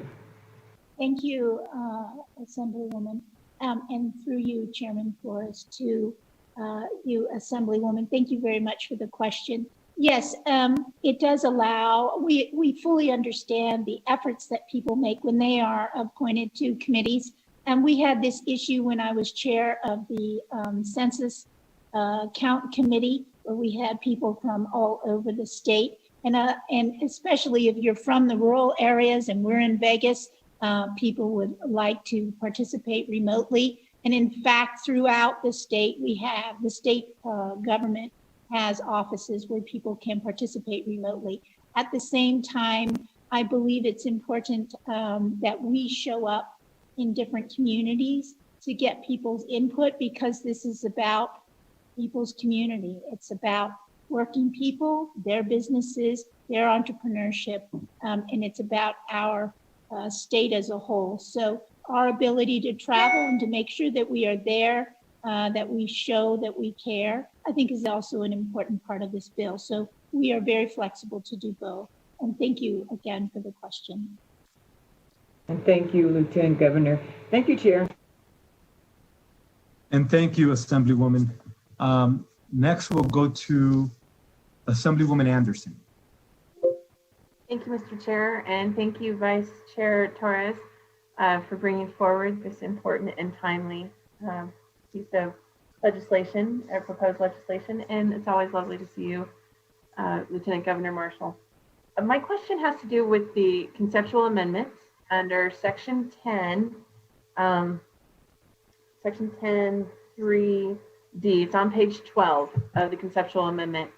And I'm not sure who should answer it. It might be Mr. Padilla, who would be a good person for this.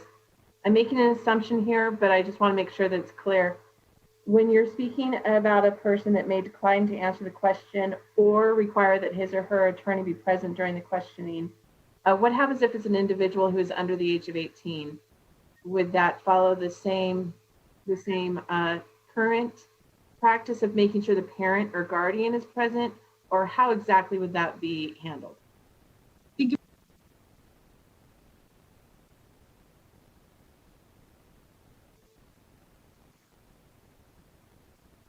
Chair Torres, you're muted. Thank you. I appreciate it. I said I answered your question as someone answers. I'm going to go ahead and allow for Ms. Mayra Salinas Mendivar to go ahead and answer that question. She's an attorney with expertise in immigration, and she's also chair of the NHLC Immigration Task Force. So go ahead and allow for you to answer that. Thank you, Madam Vice Chair and Chair Flores, through you to Assemblywoman Anderson, Ms. Myers, and Mendivar. And to answer your question, that is an excellent question. We didn't intend to alter any existing requirements for Ms. Salinas, I apologize to interject. Unfortunately, we're having a connection issue. Members, are you all having a difficult time as well hearing her? I think we all share that sentiment. If you could try it just one more time, or maybe just doing it via audio but not video, maybe that could help your connectivity. But please continue. My apologies for interrupting. I apologize for that. I will try again. Can everyone hear me now? Much better. Thank you. Okay, thank you, Mr. Chair. Through you to Assemblywoman Anderson. Thank you for the question. In the drafting of this bill, it was not intended to alter any requirements already in place for any questioning. And if that is not reflected in the bill, that is something that we can correct. Yes, if it is a minor who is being questioned, then a parent should be present as required under current law. Thank you for that clarification. That's what I figured, but I just wanted to make sure that I was accurate in that information. Thank you. Thank you. And next we'll go to Assemblyman Matthews, please. Thank you, Mr. Chair. Thank you, Vice Chair Torres, for the presentation on the bill. Question for you. You spoke to your views, or at least the intent of this bill, regarding what should or shouldn't be within the purview, of our local law enforcement agencies. And I'm wondering, I guess it's sort of a two-part question. To what extent did you engage with local law enforcement? I mean, they're obviously the agencies tasked with, ensuring public safety here in our state. And I'm wondering if you could speak to the degree to which you engage in discussion with them regarding how this would impact their ability to carry out those functions. And the second part, to what extent, if any, did those discussions bring concerns to the forefront for you about the efficiency and the effectiveness with which they'd actually be able to carry out their core responsibilities? Any concerns in your mind about their ability to do that after those discussions? Thank you. Thank you for the question, Assemblyman Matthews, Vice Chair Torres. For the record, this is a dialogue that we've been having with local law enforcement agencies for a number of years, and I think that's why you see policy changes. I commend our local Las Vegas Metro Police Department for some of the changes that I think have been rooted in some of the dialogue that we have had in committees like this over the last few legislative sessions. So, this is not something new. This is not new dialogue that is being had. And quite honestly, it is the role and the responsibility of committees like this to outline policy for local law enforcement agencies. I'm committed to continuing to work with stakeholders to ensure that this is something that makes sense for the state of Nevada.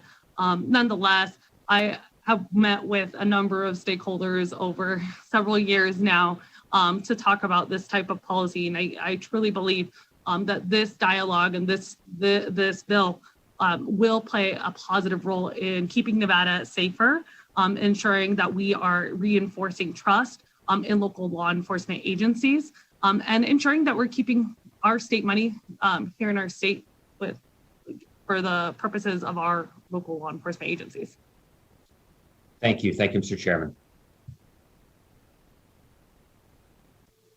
Thank you. Next, we'll go to Assemblywoman Considine. Thank you, Chair, and thank you, Assemblywoman Torres, for bringing this bill. I do want to do just a quick shout out to all of the Boyd grads and the Boyd students that I'm seeing on the Zoom today and that are on the phone. Second, I just wanted to reinforce, I guess, I'm happy to see the task force in here. As to what you said a few minutes ago, I think that the task force will play an amazingly positive role in the state of Nevada, and bringing all of these groups and stakeholders together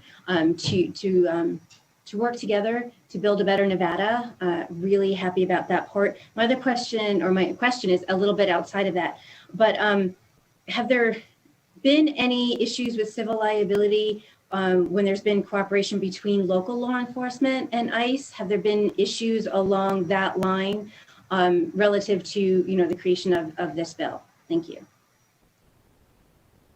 Thank you for the question, Assemblywoman Considine.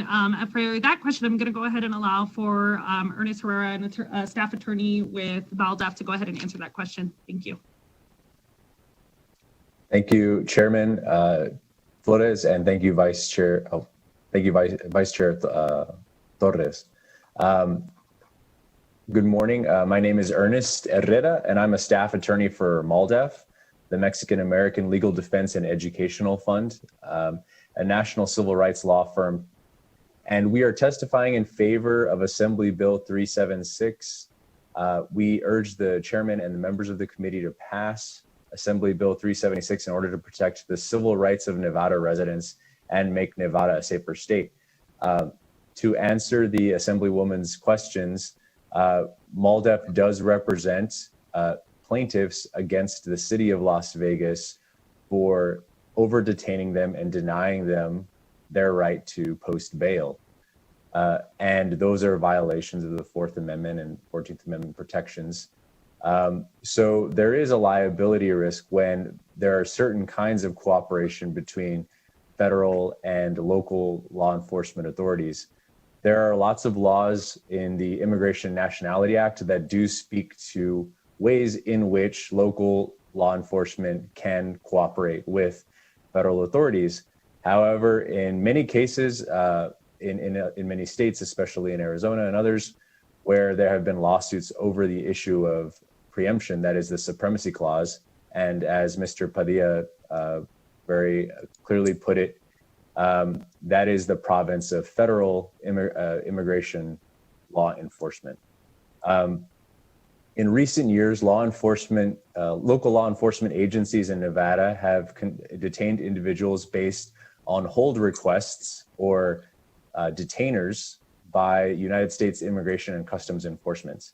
These requests are also known as ICE or immigration detainers, and this bill will prevent local law enforcement agencies in Nevada from enforcing immigration law or from mistaking immigration enforcement devices such as detainers for a legal mandate to hold individuals longer than constitutionally allowed. ICE and immigration detainers are not warrants or court orders, and they are not issued or approved by a judge, federal judge, or a federal magistrate. They are unsworn documents that may be issued by a wide variety of federal immigration officers. An immigration detainer is discretionary. The federal regulation governing such detainers, 8 CFR section 287.7, does not mandate detention by local law enforcement agencies, but only requests compliance in detaining suspected undocumented immigrants. MALDEF is currently engaged in litigation against the city of Las Vegas for violation of its client's constitutional rights because of ICE detainers. According to information obtained in an investigation in partnership with Arriba Las Vegas Workers Center, over a 26-month period, ICE picked up more than 1,000 people from the city of Las Vegas's custody. From January 1st, 2017 to February 28th, 2019, the city of Las Vegas provided ICE with information resulting in detainers for 1,680 people. Of those, ICE picked up 1,139, or about 67% of them. Additionally, the city of Las Vegas transferred 58% of people to ICE before their cases were closed by a local judge. That's their criminal cases. Further, the city of Las Vegas detained individuals in the city jail past their scheduled date of release, and this is where the liability comes in, pending transfer to ICE for an average of 1.17 days. While some individuals were picked up before their scheduled release date, others were held up to 5 days. That when you get into that territory of multiple days, that is a clear violation of someone's Fourth Amendment rights. Such practices by local law enforcement agencies do not increase the safety of residents, but rather sow distrust of local law enforcement. Additionally, because many individuals are transferred to immigration detention or removed from the country before disposal of the local or state criminal cases for which they are arrested by local law enforcement in Nevada, local communities are less able to enforce state and local laws. I submitted lengthier testimony in writing to the committee, and thank you for your time. Thank you. That answered the question. Is that correct, Assemblyman Considine? Yes, thank you for that answer. Thank you. Thank you. And thank you, Mr. Herrera, for joining us today. We'll continue with those wishing to, with those wishing to ask questions. I'm looking now at the chat and I don't see any additional questions. Yes, Mr. Chair, I did have one. I do see that now. Assemblywoman Dickman, are you saying that you're good for now? No more question?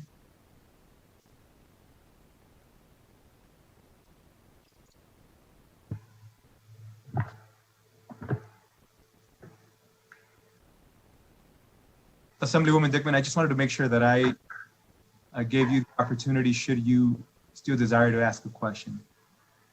Well, you know, maybe I will ask the question. Thank you. Thank you, Assemblywoman. Please.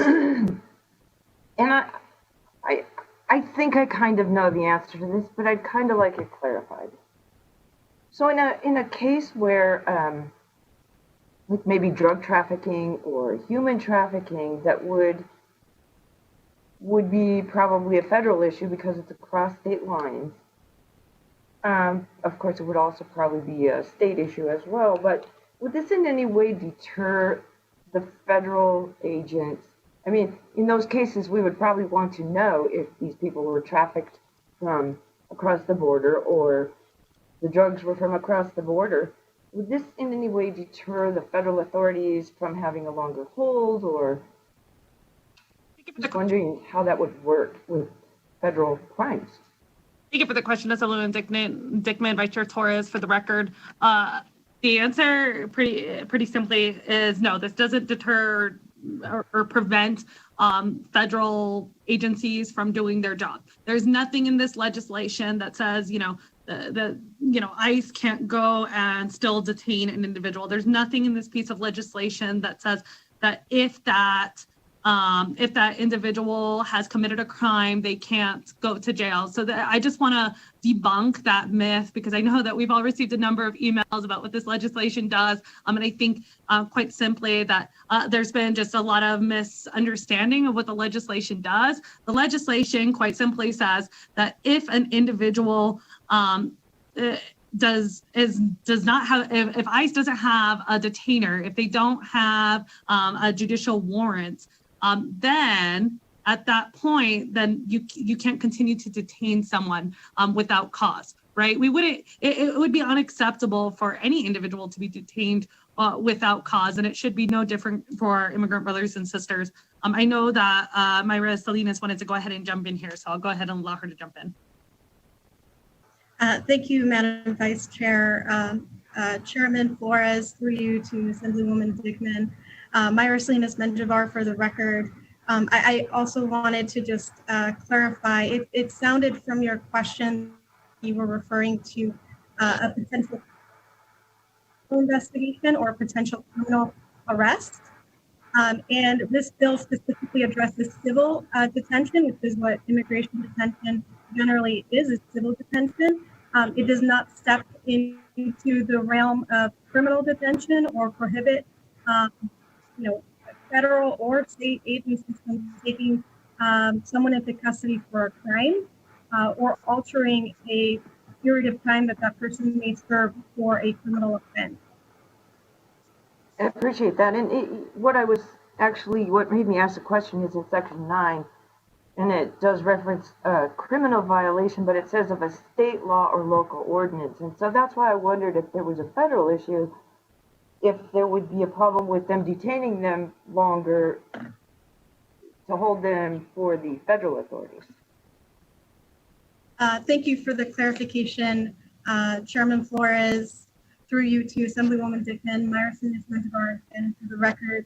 That is correct. It does reference state and local law. And I apologize. It sounds like my audio may not be clear. Is that right? Right. Yeah, it's not the best, unfortunately, but if you speak slowly and loudly, I think we can make out most of it. Okay, I will try again. I apologize for that. As Chairman Flores, through you again to Assemblywoman Dickman. So when it refers to state and local criminal offenses, that's specific because our state and local law enforcement, that is the federal or I apologize, those are the statutes that they are enforcing is local and state criminal laws. When you're referring to federal criminal statutes, those are statutes that the federal government enforces, and those are enforced through the U.S. District Court, federal data, and so our local enforcement wouldn't be involved in the prosecution of this crime. Thanks. I really appreciate the effort. I didn't understand much of it, but thank you. Yeah, Ms. Salinas, unfortunately, you were cutting off. I know we have a few other folk that could jump in and just get into that conversation. Assemblywoman Dickman, I think the point she was making is that because we are talking about civil and not criminal, that there are two different lanes and that there are two sets of procedures that go into place, and how we go about whenever we have a federal violation of a criminal law versus that of a civil. And I think that's what she was getting into, but I know we can easily get one more of your co-presenters, Assemblywoman Torres, who could do that. Mr. Herrera, please. Thank you, Chairman.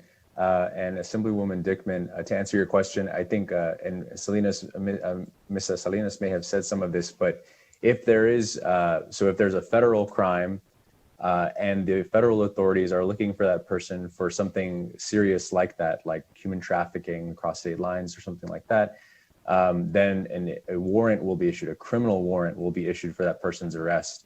And in that case, of course, depending on whether there are bail issues or whether that person's a flight risk or not, that's all to be determined by a federal magistrate or a state magistrate, depending on who's handling it. Then that person will be held, and that's not a constitutional rights violation. That is someone who is subject to criminal charges.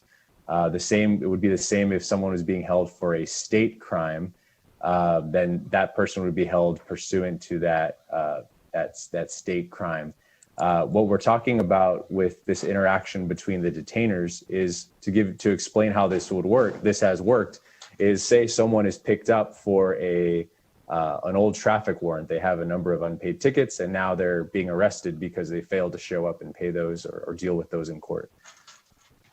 Now they're picked up by a city or a local law enforcement agency in Nevada, and they are brought in. Now, typically, if someone, in most cases, what you can do is you're arrested, you're taken in, you can post bail at the soonest opportunity when you can see a local state magistrate.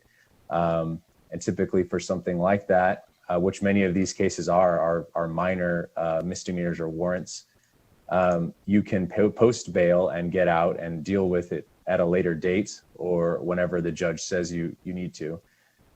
So what's happening is with bail, or when you're supposed to be released even without bail, perhaps on your own recognizance, meaning that you are, you're not considered a risk, you're going to show up for court in the future, then there is an immigration hold that's already been given to the local authorities. And sometimes the local authorities incorrectly interpret that to mean that they can hold that person beyond the time which they can hold them for the state or local criminal charge. That is incorrect, and that is a violation of that person's constitutional rights.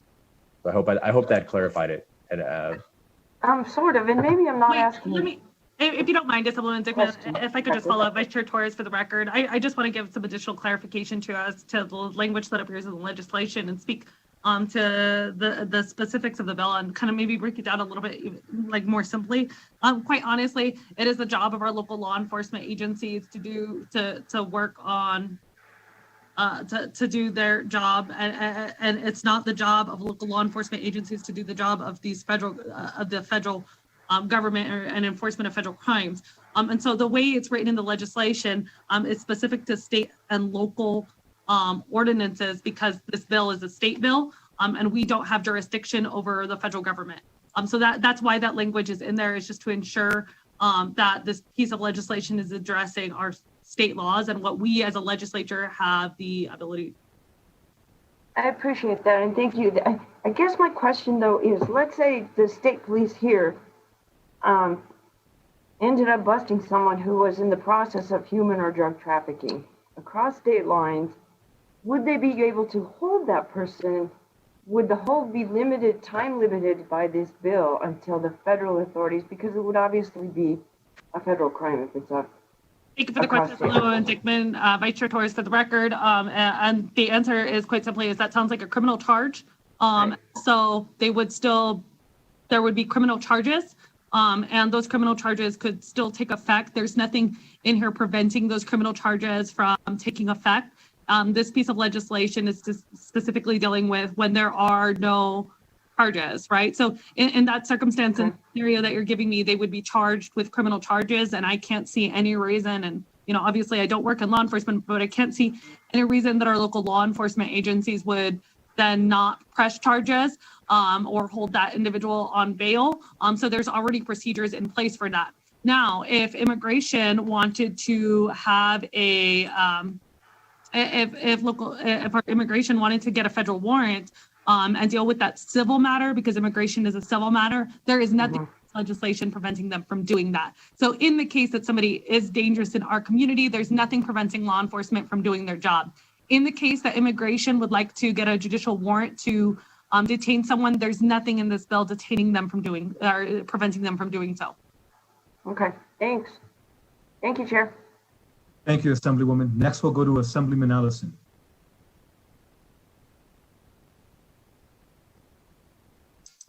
Thank you, Mr. Chairman. I've got a lot of questions and a lot of statements. The last several years when they were going after the MS-13 gangs all over the country, immigration was trying to pick them up, and the police in the towns were, by their elected officials,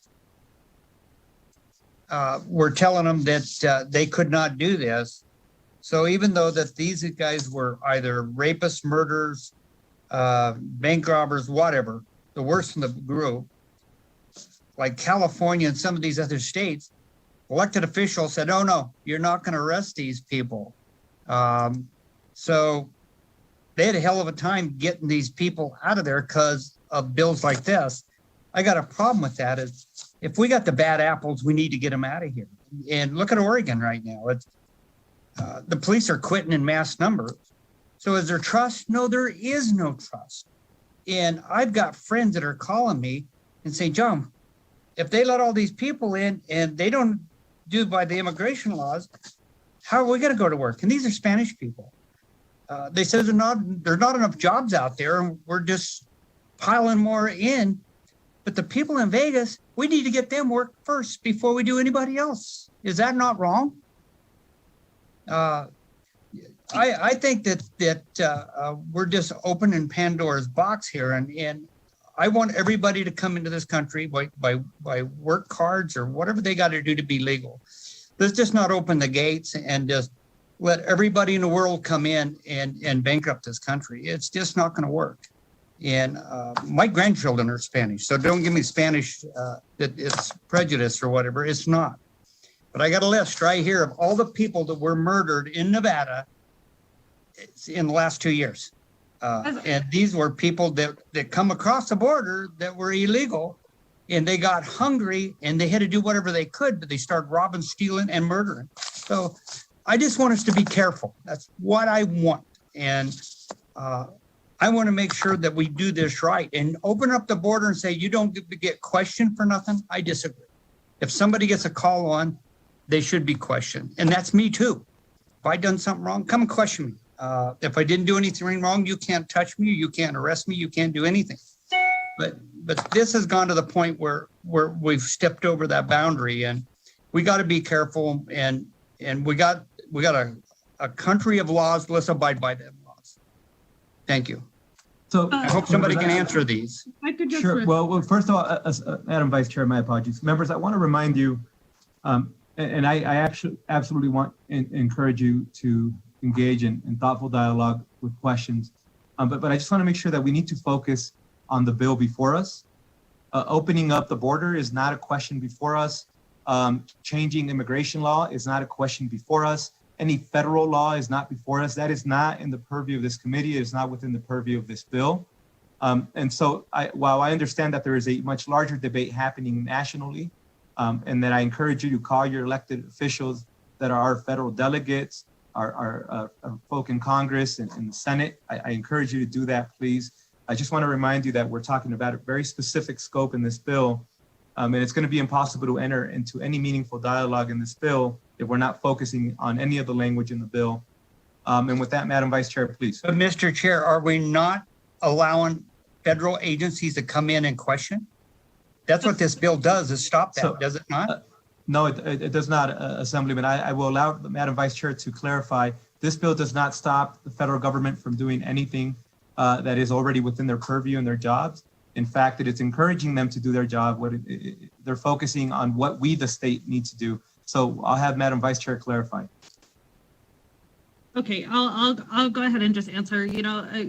I agree that, we have to take care of bad apples, and there's nothing in this legislation that prevents local law enforcement agencies from doing their job. If an individual has committed a crime, there's nothing in here preventing the courts, preventing local law enforcement agencies from pressing charges, detaining that individual. There's nothing in this legislation preventing immigration from providing a warrant and detaining that individual on a civil charge. I think, though, what you're speaking to, Assemblyman Ellison, and I just want to make it clear, and I want to debunk the myth that, all immigrants have committed crimes or all immigrants are a part of that. I think if we look at crimes here in the state of Nevada, the vast majority of them are committed by citizens.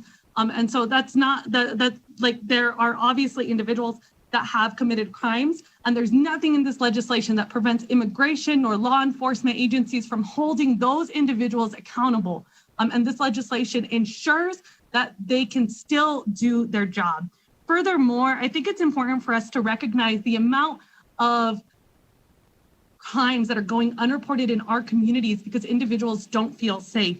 A recent study, and I iterated this throughout my remarks as well, a recent study has shown that jurisdictions that choose not to hold people accountable for ICE have lower rates of crime, less poverty, and less unemployment. So this piece of legislation is going to improve our community. It'll encourage individuals to report small crimes. We know that small acts of violence often is what kind of builds up, right? It's this the cyclical effect. So this piece of legislation ensures that our community feels comfortable reporting these crimes so that we don't have issues continue to grow. And so I think that this legislation, quite honestly, Assemblyman Ellison, will be positive for our state, positive for our communities. It'll encourage people to come forward. It'll encourage them to work with local law enforcement agencies as soon as an issue occurs and prevent these much larger crimes. And so I truly believe that this legislation allows for our federal government to continue doing their job. It's just saying that we, the state of Nevada, are not going to spend our resources on their job.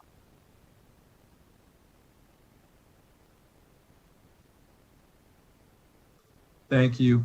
I am looking for any additional questions. Madam Vice Chair, and maybe you could help clarify this. But I know we've had some presentations in the past by law enforcement here before this committee. But from your understanding, is law enforcement now at this time have any type of agreement with our federal ICE agents that you're aware of? Thank you for the question, Chair Flores, Vice Chair Torres. For the record, so I think that there are some law enforcement agencies that may have agreements and other law enforcement agencies that currently have no formal agreement. So I think that answers. Thank you, Madam Vice Chair. And if that's the perspective, then is it the case that with this bill passing, a lot of law enforcement agencies will just continue to do what they're doing now, which is not cooperate?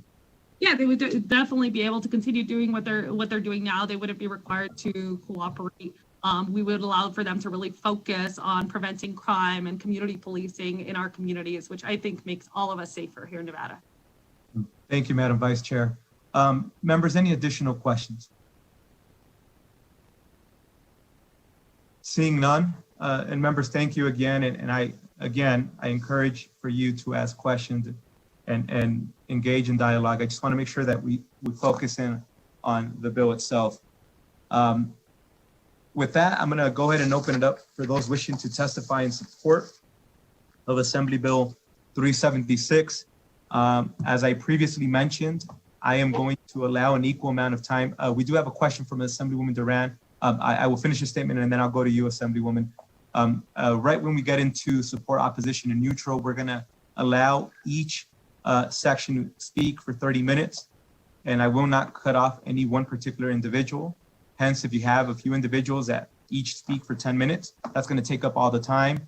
And I know there's a lot of people hoping to get on the record. I encourage you, if somebody's already made the statement you wanted to make, that you simply say, look, I am so-and-so, represent this organization, represent myself, and I want to say that I agree with those comments. That's how you maximize the amount of folks you can get on the line. And I say that to both sides, as I understand that both sides are very passionate about this conversation. But before we do that, we're going to go first to Assemblywoman Duran. Thank you, Chair. Yes, and I'm very proud of this bill. I am a co-sponsor of this. Do we not have, we are human beings, and I think this is what bill is relating to, and I think that we're just trying, and I'm going to ask Assemblywoman Torres a question, so I won't have my fully opinion out here. Is this in violation or stopping any police of doing their job to arrest the people that are breaking the law?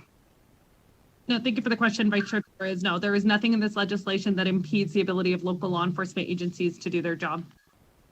So is this just, for example, helping our people just to have rights? Do they have the right to post bail if they're allowed to? Yeah, thank you for the question, Vice Chair Torres, for the record. So there's nothing in this piece of legislation that impedes the ability of any individual to continue to follow the judicial process.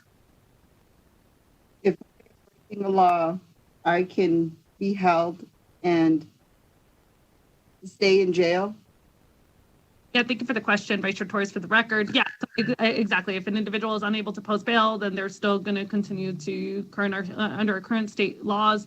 They would still be detained. And the only reason, and then it just clarifies in the legislation that, you know, if our ICE would like for an individual to be detained, then they can provide a warrant, and our local law enforcement agencies will continue to cooperate with ICE. Just one clarifying question, follow-up, Chair. Please. So, and I know we have requested information from Metro before because I've sit on this committee last time as well. Did we ever get that information concerning their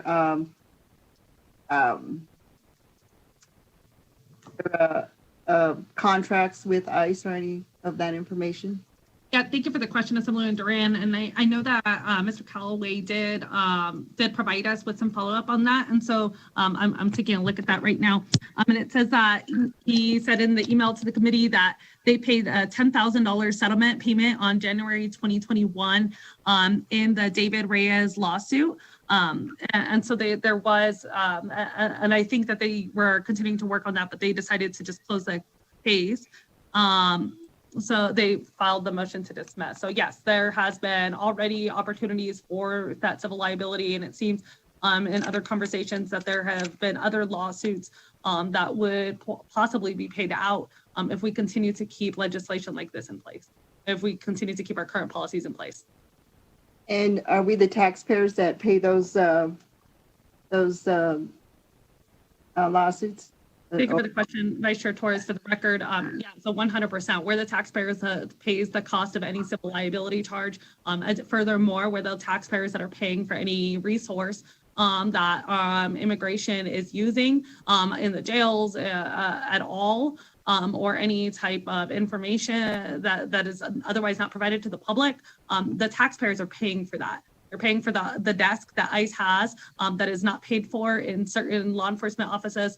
And so that is not something that we are compensated for at all. Just one final. So this bill is kind of protecting my taxpayer dollars. Thank you for the question, Vice Chair Torres. I 100% see this piece of legislation as a bill that is going to protect Nevada taxpayers. Thank you, Chair. Thank you, Assemblywoman Torres. Thank you. Members, anybody who has not had an opportunity to be identified for a question that would like to ask a question at this time?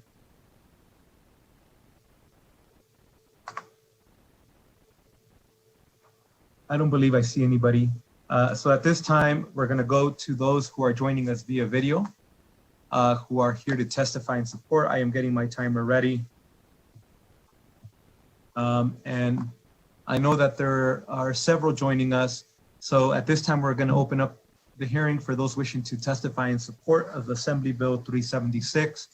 And I'd like to invite first Jennifer Antonio.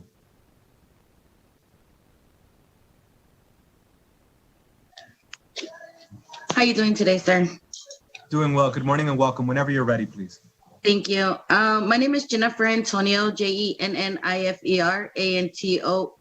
I'm a 38-year-old mother. I was born in Houston, Texas, and I'm married to an undocumented immigrant. He is a hardworking landscaping and construction worker who supports his family. In August of 2019, my son Ethan had a behavior episode. Nothing like this has happened before. He hit my mother and ran off. Then he grabbed my son's jacket to try to stop him. And because of this, someone called the police. When the police came to my house, Ethan and my husband were in the backseat of a police car. All of this happened in front of my 5-year-old son. Both my son and my husband were charged and detained. Ethan told the police what happened, and they didn't even care. They took them both. The tragic for me is that, and my family, that day I felt like I lost both my husband and my son.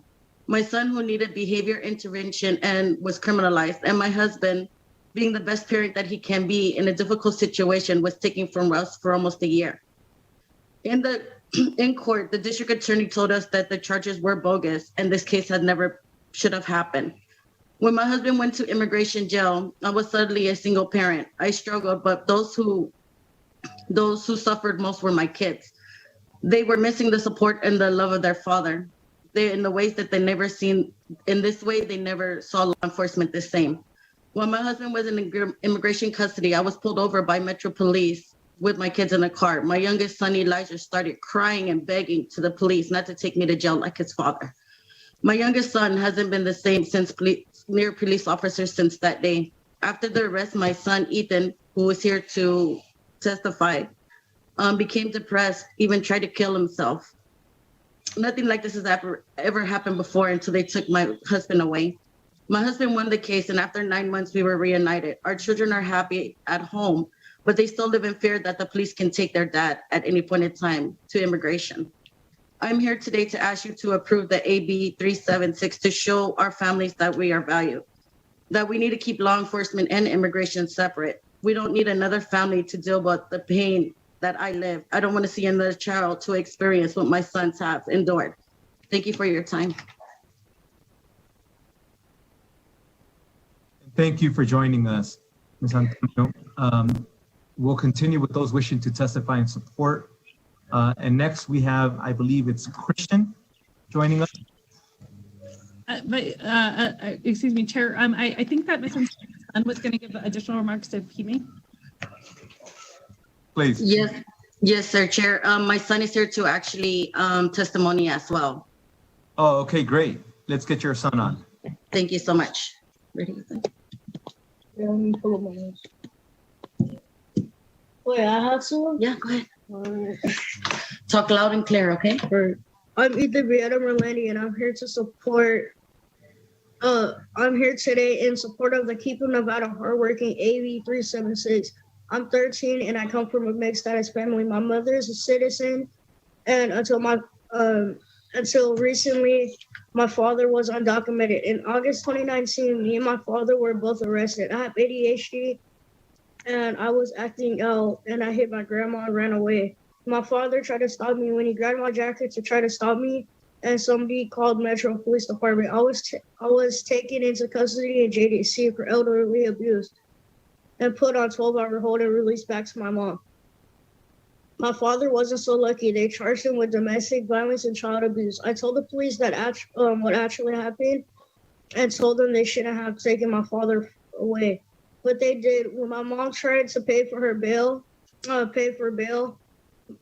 for my father, they said that he had an immigration hold and wouldn't let her pay bail. He was sent to immigration. It was 8 months before he was able to come home. Back then, my older brother was 13 and my youngest was 5. At the time, I was only 11. My mom had to leave me and my 2 brothers home alone so she can go to work. My mom works from 7 p.m. to 3 a.m. When my mom was at work, I started to do bad things because we had no one watching us. I started to get depressed and started acting out. I got kicked out of school for fighting. Then I got depressed. I even tried to commit suicide. I wanted and needed my father home with us. My father got out of immigration 3 days before my birthday, and that was the best present that I could ever get. And now he is home, and I feel better. But we still live in fear that they will come for my father. Please stop taking people from their families. It's not right. Please vote for AB 376 to keep our families together. Thank you. And Ethan, that was a great job. I know sometimes it's intimidating, so thank you for joining us. And I believe we are done, Ms. Antonio, is that correct? Yes, sir, we are done. Thank you. Okay, and thank you for joining us this morning. We'll continue, and thank you again for having Ethan join us. And we'll continue with those wishing to testify in support of Assembly Bill 376. Next, we'll go to Mr. I believe it's Christian Gonzalez, is that right? Yes, that is correct. Hi, whenever you're ready, welcome. Good morning, my name is Christian Giovanni Gonzalez Perez, and I'm here to testify in favor of AB 376.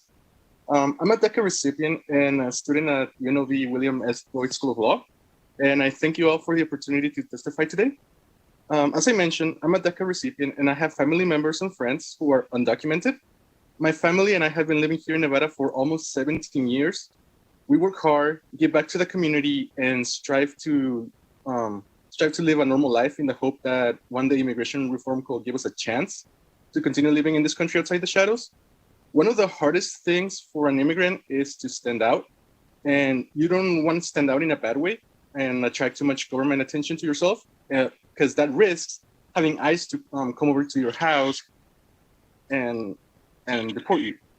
We obey the law and we follow it, and giving information to the government is a scary thing. I know that when I applied for DACA, one of the fears that I and my parents share was that we were telling the government where they could find us. The only time that you do want to tell the government where you are is when you're in trouble or when you need help. One of those times is that when you're in trouble, you tend to ask the police for help. You expect the police to help you. What you do not expect is that the police officers act as immigration officials. When a police officer asks you a question, we tend to answer those questions.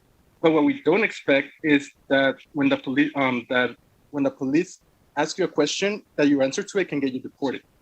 A simple "where were you born" can sound harmless, but to an immigration official, it immediately singles you out and makes you a target for deportation if your answer is not the United States. As a law student, I have come to learn that the immigration system provides very few safeguards to protect your due process rights. I constantly have to remind my family members and friends to make sure that they abide by traffic laws and that they pay their tickets right away, all in order to avoid getting involved with the criminal justice system in a negative manner. Because if they do, as things currently stand here in Nevada, they risk being put in the deportation pipeline by being questioned by police officers in police uniforms about immigration matters without explicitly being notified about the consequences of their answers. It is because of this that I am in favor of AB 376. In terms of social policy, I'm in favor of this bill because of the impact it will have not only on Nevada's immigrant population, but on the lives of every Nevadan. Immigration enforcement by local law enforcement can threaten to separate Nevada families if it targets people without serious criminal records.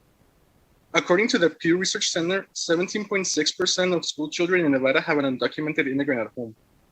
88% of undocumented immigrants have lived in the United States for more than 5 years, and here in Nevada, the average is 15 years.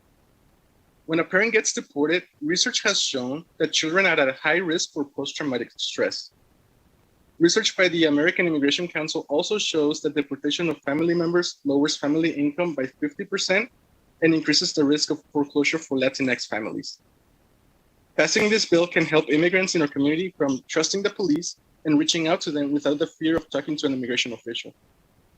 It also can help keep our families together and stop one of the biggest contributors to the deportation pipeline that tears our families apart.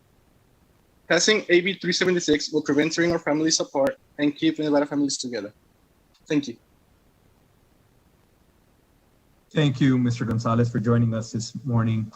And we'll continue with those wishing to testify in support of Assembly Bill 376. And next we'll go to Ms. Paloma Guerrero. Good morning, Chair Flores, Vice Chair Torres, and committee members. Paloma Guerrero for the record. I am the Legislative Committee Chair for the Nevada Immigrant Coalition. The Nevada Immigrant Coalition supports AB 376.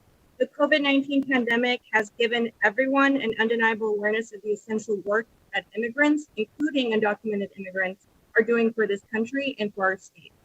As they have always done, immigrants continue now to do essential work that is critical as we move forward to rebuild and strengthen our economy.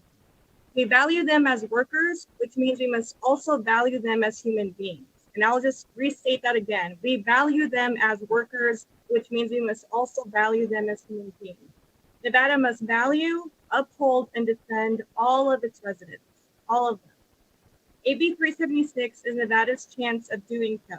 It is more important than ever to show that all Nevadans belong here in their state, their home, and that Nevada will not play any role in the work of federal immigration enforcement, which is the work of the federal government. By having a clear policy against any misuse of state resources, it will help alleviate the real fear that folks in our community live with, a fear that Nevada can absolutely help eliminate. So we ask you today to support AB 376.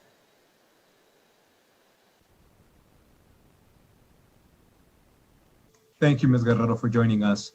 And we'll continue with those wishing to testify in support of Assembly Bill 376. Next, we have, I believe we have Mary Ramirez. Mary Ramirez. Yes. Hello. Good morning. Welcome. Good morning. My name is Mary Ramirez. I'm a daughter of undocumented immigrants. My father has lived in the United States for 23 years. He has worked 2 jobs ever since he moved to the United States. I strongly believe that the transferring from our jails to ICE should not happen as it impacts families like mine. My father was arrested 4 years ago and is still fighting his case for being undocumented. And I know that this would not happen if my father was documented or been like one of us. My father was told that he was not a danger to the community, but just could not stay. My father works in construction from Monday to Friday from 6 a.m. to 4 p.m. And we also have a family business under my dad's name in which we work Thursday to Sunday nights. My father was arrested on a Monday after getting out of his construction job and after working an event with our food truck that weekend morning. And that weekend night at our food truck stand. I have two younger brothers who are 12 and 14, and at the time that all of this was happening, we didn't seem to understand, and we still don't understand. I can see that they have also grown with the fear of calling the police. When we are working at our food truck and we see someone or something suspicious happen, we do have that fear of calling the police. This weekend, in fact, a homeless man was yelling in my dad's face that he was undocumented and he couldn't do anything if he called the police because he could get deported. And as much as that hurt, I know that that is true. This man has came around and stole our tips, stole our ice bags, and has even just stopped by to cuss us out, or sometimes he tries to purchase things and he's just arguing with us, but we don't do anything. And I can say that this is something very hard because I know that if my dad were to be removed, it's something to explain to my little brothers that because they are young, they would have to move too. My mom would have to move with my dad, and it's something for them to understand because they don't speak, they do speak Spanish, but it's not the same, and they've never been to Mexico. It's hard to explain to them that they would be moving over there. We don't have a house over there. It's just hard to move from one country to another. And I think family separation is just not happening in the border. It's happening in our state. As someone that has been impacted, AB 376 would minimize family separation.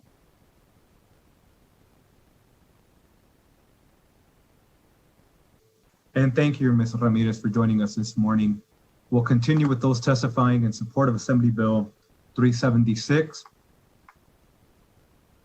And I just wanted to confirm with you, Madam Vice Chair, do we have anyone else joining us via video that will be testifying in support?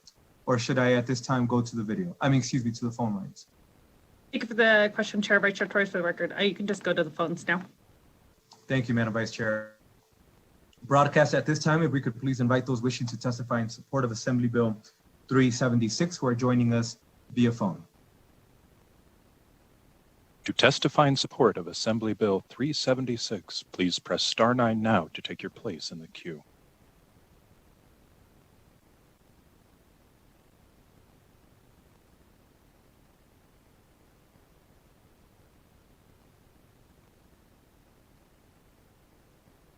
Caller with the last three digits of 886. Please slowly state and spell your name for the record. You may begin.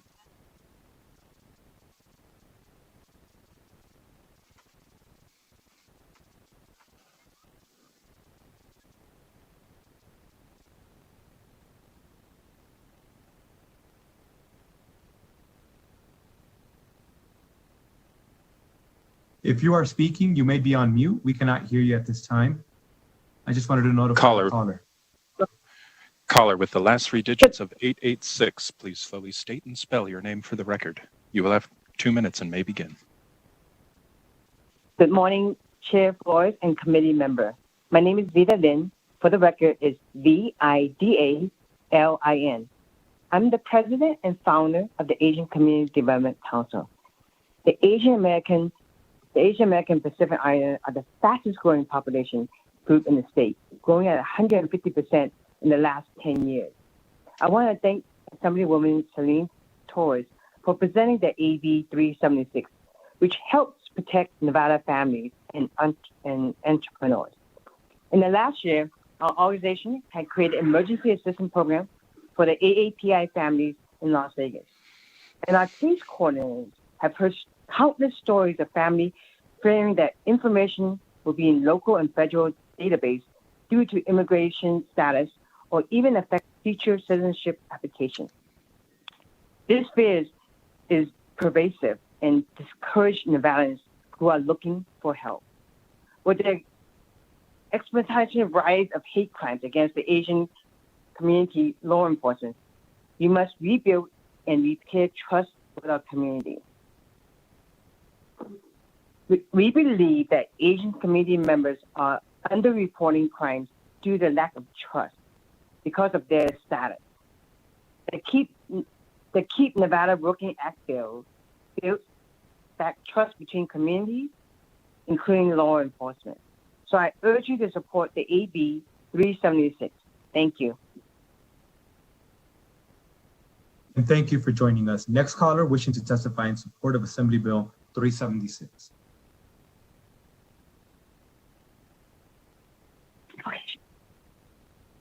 Hi, this is Liz Ortenberger. I'm the CEO for SafeNest, and that's ORTENBURGER.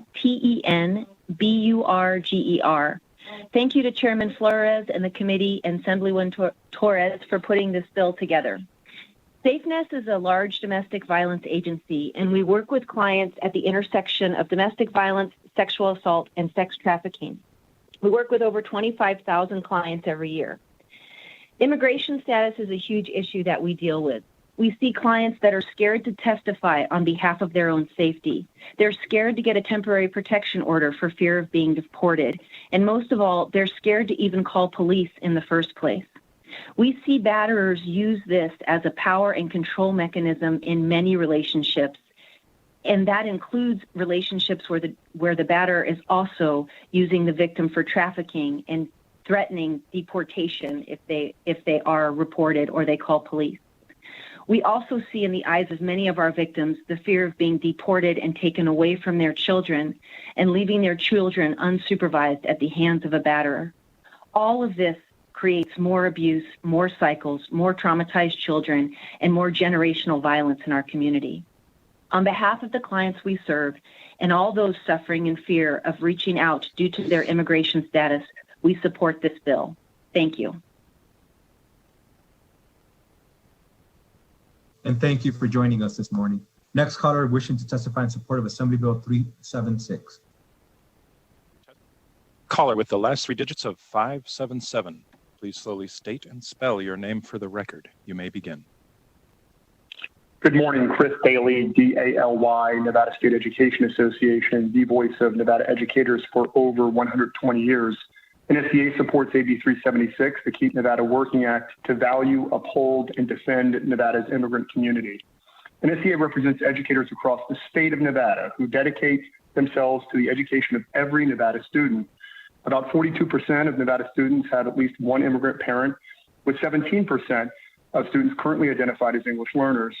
Educators know students need to feel safe and supported at school in order to be best prepared to learn. Students who are immigrants or children of immigrants should be able to attend school who embrace them and their families. They should never have to worry about their family's immigration status at school. Meanwhile, we know Nevada schools are chronically underfunded. Precious public resources should be used to support our most vulnerable students through model programs of equity like Zoom schools, currently threatened with budget cuts. Public resources should not be spent on law enforcement, including school police, when cooperating with ICE. Thank you very much. And thank you. Next caller wishing to testify in support of Assembly Bill 376.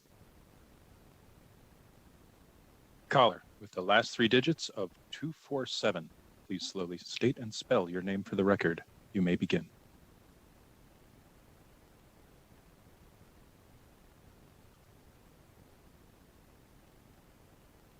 Caller with the last three digits of 247. Please slowly state and spell your name for the record. You may begin. Good afternoon. For the record, my name is Erika Castro, ERIKACASTRO, Organizing Director with the Progressive Leadership Alliance of Nevada. I want to echo many of the sentiments expressed before me and share how critical it is to move AB 376 forward. In 2018, my dad was provided a rental car by his employer that had expired license plates. Shortly after, while pumping gas, my dad was arrested and ended up in deportation proceedings, even though he had no prior criminal record. This mistake by the rental company caused my family agonizing emotional pain and economic hardships that we are still feeling to this day. My brother and I worked tirelessly to bail out our dad and get him home safe. We were lucky to get financial support from community members, but the mental, emotional, and economic impacts of the situation took a toll on my family. My dad was in detention for 18 days, and I saw and felt the emotional distress my brother faced. I had to pause my education because I could no longer afford tuition, and my mom's fear of deportation grew to the point that she is still not able to feel safe when she leaves the house. My family and I have lived in this country for almost 30 years, and Vegas is our home. Losing a parent to deportation has been my biggest fear since I was 7 years old and found out my immigration status. AB 376 would give families like mine some peace of mind. It would allow children to grow up without the fear of family separation and empower our communities to continue their contributions to the Silver State. The immigrant community has been abandoned throughout the COVID-19 pandemic, but our federal government, and you have the ability to provide some level of protection and relief for this community while also protecting the limited financial resources a state currently has. I ask that if you truly stand with the immigrant community, you support AB 376. Thank you. And thank you, Ms. Castro, for joining us. If we could go to the next caller wishing to testify in support of Assembly Bill 376. Caller with the last three digits of 599. Please slowly state and spell your name for the record. You may begin.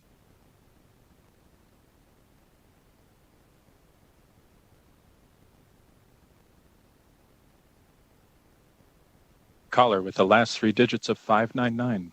Please slowly state and spell your name for the record. You may begin.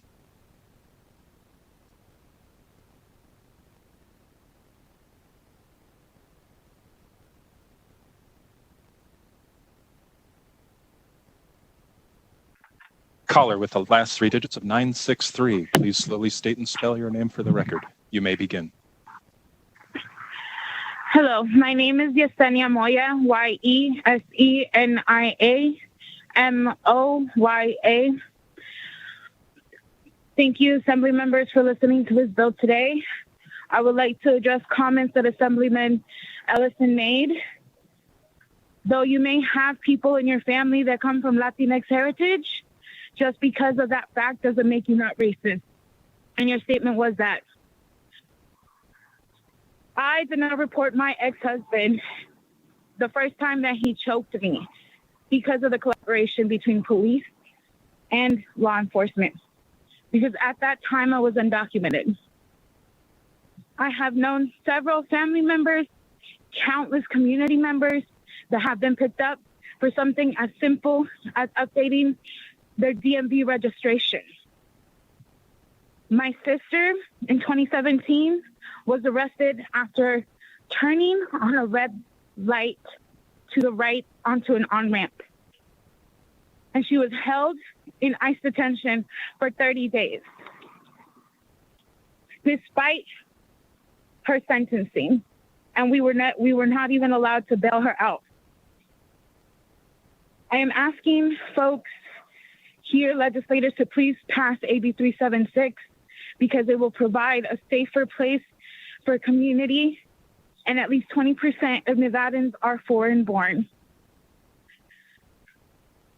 Stop family separations and stop police and ICE collaborations that have ended in racial profiling and countless families destroyed in Nevada, including my own, which is a mixed status family with a sister who has a green card, one currently in deportation proceedings, my mother with no pathway to citizenship, and my father chose self-deportation in 2007. This system is inhumane. It intends to dehumanize us just like Assemblyman Ellison. Ms. Moya, please. Members, so I want to remind everybody calling in. I understand this invokes a lot of emotion, and I know this is very personal to a lot of us.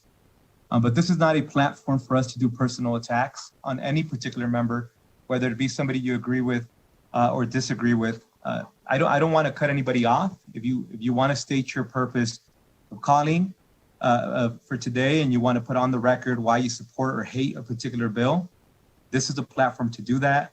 If you have an interest in doing any personal attacks, I'm going to ask broadcast to shut you off.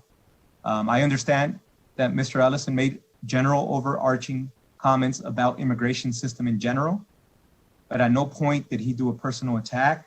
He was talking about a concern that he has with the immigration system at the federal level. While I personally may not agree with that, or many of us on this committee and or in this country or this state, that is a position on immigration law. So I just want us to be very mindful. Should we engage in this dialogue of personal attacks and we derail the purpose of this hearing, which is to talk about a very particular bill, we're going to have to just cut it off and miss an opportunity to engage in thoughtful dialogue. So please, no personal attacks on no member.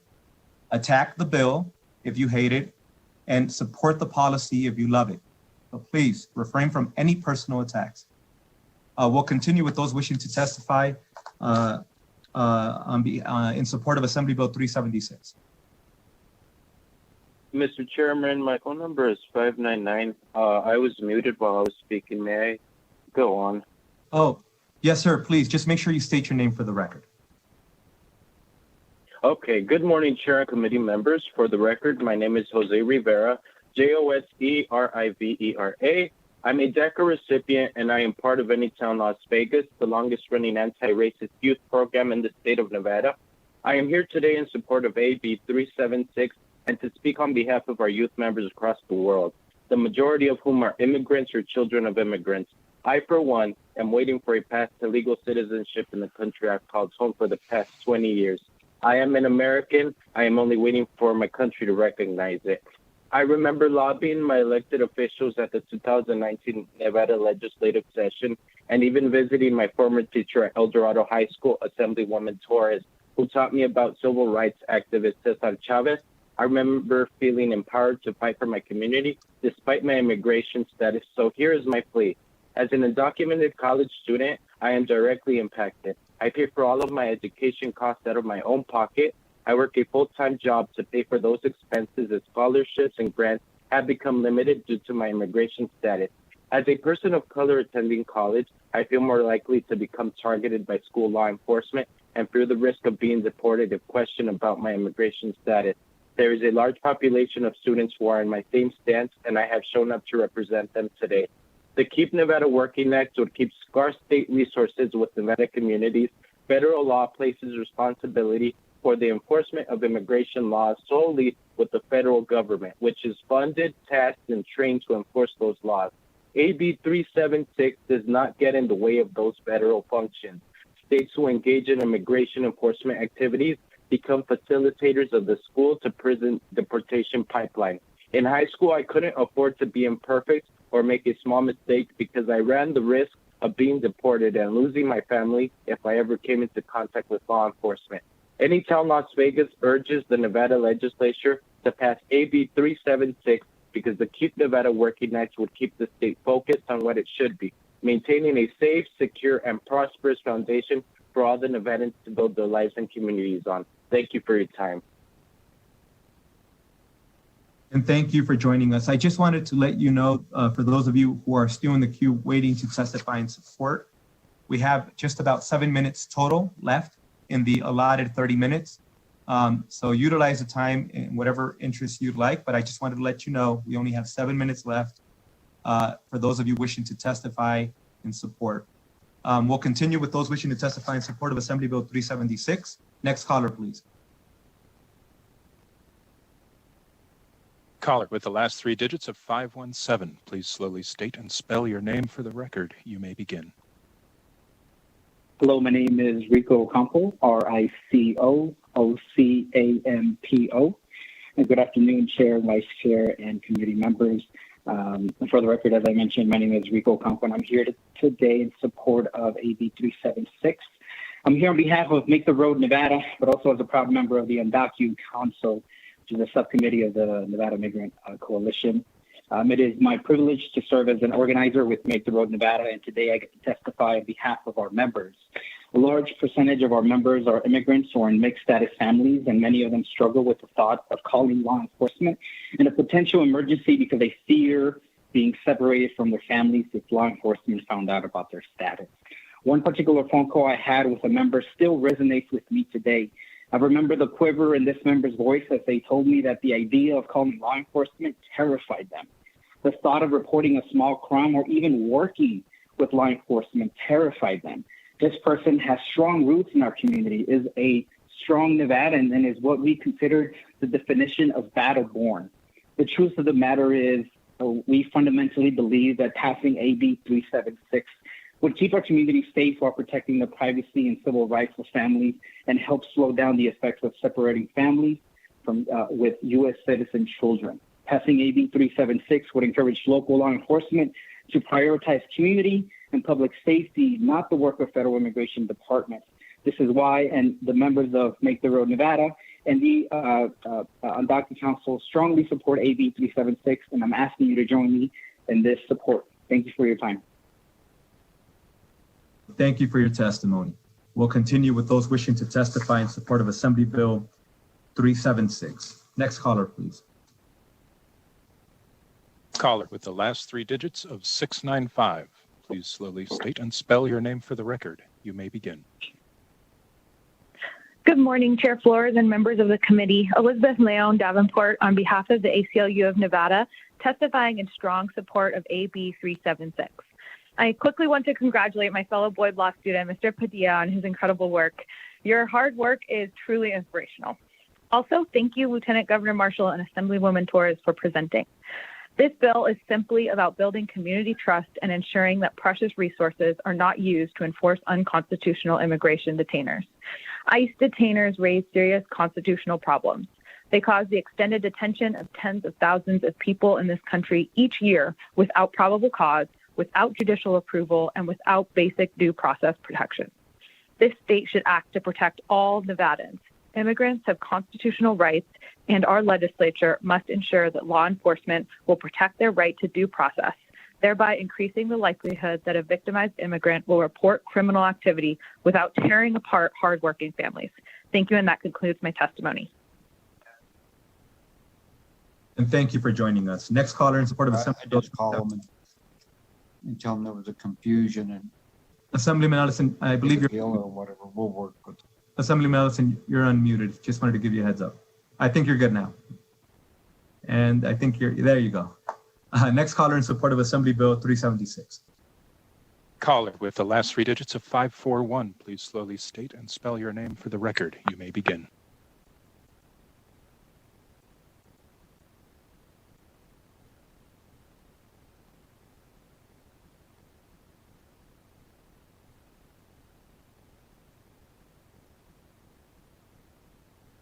Caller with the last three digits of 459. Please slowly state and spell your name for the record. You may begin. Thank you. Good morning, Chair Flores, Vice Chair Torres, and the members of the Government Affairs Committee. For the record, my name is Jerry Burton. It's Jeri, and it's Burton. I'm the president of the Nevada chapter of the Nationalization for Women. One of NOW's core issues is racial justice, and we support the Keep Nevada Working Act, AB 376, supporting the essential contributions of our immigrant workers and immigrant-owned businesses. And in the current economic crisis in our state, this is needed for our economic growth. Immigrants make up 26% of Nevada's workforce, and many of the types of industries and jobs are made up of a majority of women: nursing, maids, and housekeepers, food preparation, and others. By treating immigrants differently, we're discriminating against a very large portion of our workforce in Nevada. And hearing these stories of women who cannot report abuse, this will also provide a safer space in our state for immigrant women. We ask that you support AB 376 and establish the Keep Nevada Working Task Force. Thank you. And thank you. Next caller in support of Assembly Bill 376. Caller with the last three digits of 611. Please slowly state and spell your name for the record. You may begin. Good morning, Chair Flores and members of the Government Affairs Committee. This is John Piro, Johnpiro, testifying on behalf of the Clark County Public Defender's Office and the Washoe County Public Defender's Office, and putting in our strong support for this measure. We believe that using ICE using our local law enforcement to enforce ICE directives weakens our community, and this measure will strengthen our community while providing a measure of equity in the criminal justice system. So we are grateful for this bill being brought forward and urge the committee's strong support. Thank you. And thank you for joining us. Next caller in support of Assembly Bill 376. Caller with the last three digits of 419. Please slowly state and spell your name for the record. You may begin.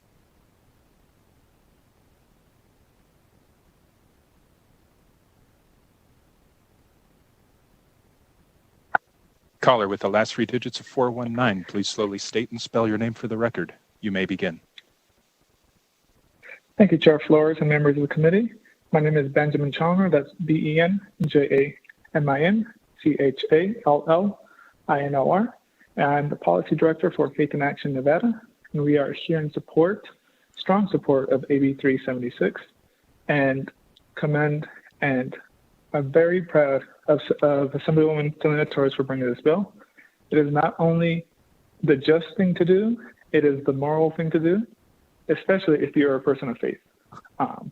Back in 2017 and 18, Faith in Action, back then known as Action, worked closely with a gentleman called David Chavez Macias. For those of you from Northern Nevada, you may be familiar with him. He was a person that lived in Northern Nevada for over 30 years, but was undocumented. And unfortunately, due to a routine traffic stop, he was put on deportation and eventually deported. He was someone with a severe medical condition, and so essentially a deportation could have been and may be still a death sentence for him, unfortunately. So we urge the committee support for this to make sure that we are able to properly and actually have our immigrant communities not live in fear. Thank you so much. And thank you. I think we'll have a time for about maybe one more caller, next caller in support of Assembly Bill 376. Caller with the last three digits of 169. Please slowly state and spell your name for the record. You will have 2 minutes and may begin. Good afternoon, Chair and committee members. For the record, my name is Jennifer Fleischman. That's JenniferFleischmann, and I'm the co-director of organizing at Make the Road Nevada. I'm here today in strong support of AB 376 and speak on behalf of our members from across Southern Nevada, the majority of whom are immigrants or in mixed status families. When discussing this bill with our members, they overwhelmingly decided to support it. This is because, like immigrants across the state, many of our members are small business owners and even more of them are in the workforce. The reality of it is that for Nevada's economy to have a chance to recover from the COVID-19 crisis, we must support the essential contributions of these immigrant workers and entrepreneurs. Businesses founded by immigrants and or children of immigrants make up 75% of Fortune 500 companies in Nevada. This should be no surprise given that Nevada has the highest per capita immigrant population in the nation, a number that has nearly doubled in the last 20 years. Given these numbers, it should be obvious that immigrant workers represent more than 25% of our workforce. We must protect these working families to ensure that stable, strong workforce necessary for our state to not just recover, but grow. In 2018, Nevada's immigrant community contributed over more than $1 billion into state taxes and another $1 billion in business revenue. Our state's economy needs these contributions now more than ever. This is one of the many reasons that I and the members of Make the Road Nevada strongly support AB 376 and ask you to join us in this support. Thank you for your time. Thank you. And that puts us at 16 seconds over the 30 minutes of the allotted time. We're going to be moving on to opposition. For those of you testifying in opposition, I will advise you, as I advise those who testified in support. After you've heard somebody state on the record what you support, it is likely in the best interest of your side that you give an opportunity for other folk to call in and say, I agree with what the callers have said. Put your name on the record, make sure that you get identified, but that way you can maximize the amount of people that call in. I know that there's still a lot of folk that were hoping to get into the support testimony side of this bill and unfortunately did not have an opportunity to do so. So again, I recommend, but you handle the time as you see fit. And with that, we will invite those wishing to testify in opposition to Assembly Bill 376. Broadcast, please. To testify in opposition to Assembly Bill 376, please press star 9 now to take your place in the queue.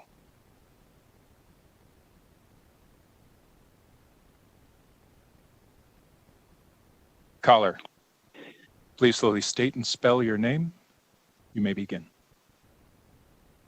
Thank you. Mr. Chairman, members of the committee, this is Chuck Calloway, Callaway, AWAY. I will speak very fast to provide others the opportunity to testify. The Las Vegas Metropolitan Police Department is opposed to AB 376. We're not opposed to the language regarding the task force. However, we are opposed to language that restricts our ability to communicate with federal law enforcement partners. As I've testified in front of this committee before, we have a department policy against immigration enforcement in the field. We don't do ICE's job for them. We share concerns that have been raised about law-abiding folks being picked up for minor offenses and deported. And in the past, we have made every effort to prevent that from happening. We suspended our 287G program, and we do not honor detainers since October of 2019. However, there is a valid need to know who is in our custody, and this bill would prevent us from asking certain questions to people that are booked into the jail, specifically asking where someone is from, where their birthplace is. There are mandatory requirements through the State Department for consulate notification for certain countries, such as China, such as Saudi Arabia, I believe, that we are mandated to notify those countries if their citizens are arrested. And it often requires us to ask these questions to identify people. The definition in Section 5 includes customs enforcement and Homeland Security individuals. There could be cases of smuggling, human trafficking, terrorism, piracy, where maybe the person in our custody doesn't have criminal charges filed against them yet, but there's a need for them to be interviewed. And this bill would prohibit us from allowing that to occur. The bill also establishes a new Miranda-type warning that would be a requirement for us to ask people their Miranda, which ironically, in order for us to find out what language they speak to ensure that they understand the Miranda, we would have to find out where they're from in order to do that, which is also prohibited in the bill. Section 6 of the bill says that we cannot honor notification requests. Now, even though we're not honoring detainers, if we had someone in our custody who was a priority for deportation and ICE knew we had that person and they had a significant criminal history and we were going to release them at tomorrow afternoon, this bill would prohibit, if ICE called us and said, when is this person being released? We'd like to get them in the parking lot when they walk out the door. This bill would prohibit us from telling ICE when that person is going to be released. Even though it's not a detainer, we couldn't even communicate with any of our federal partners regarding these issues. Also, in regards to COVID, we have to ask people where they're from, where they've traveled, because in certain cases people are quarantined based on their travel.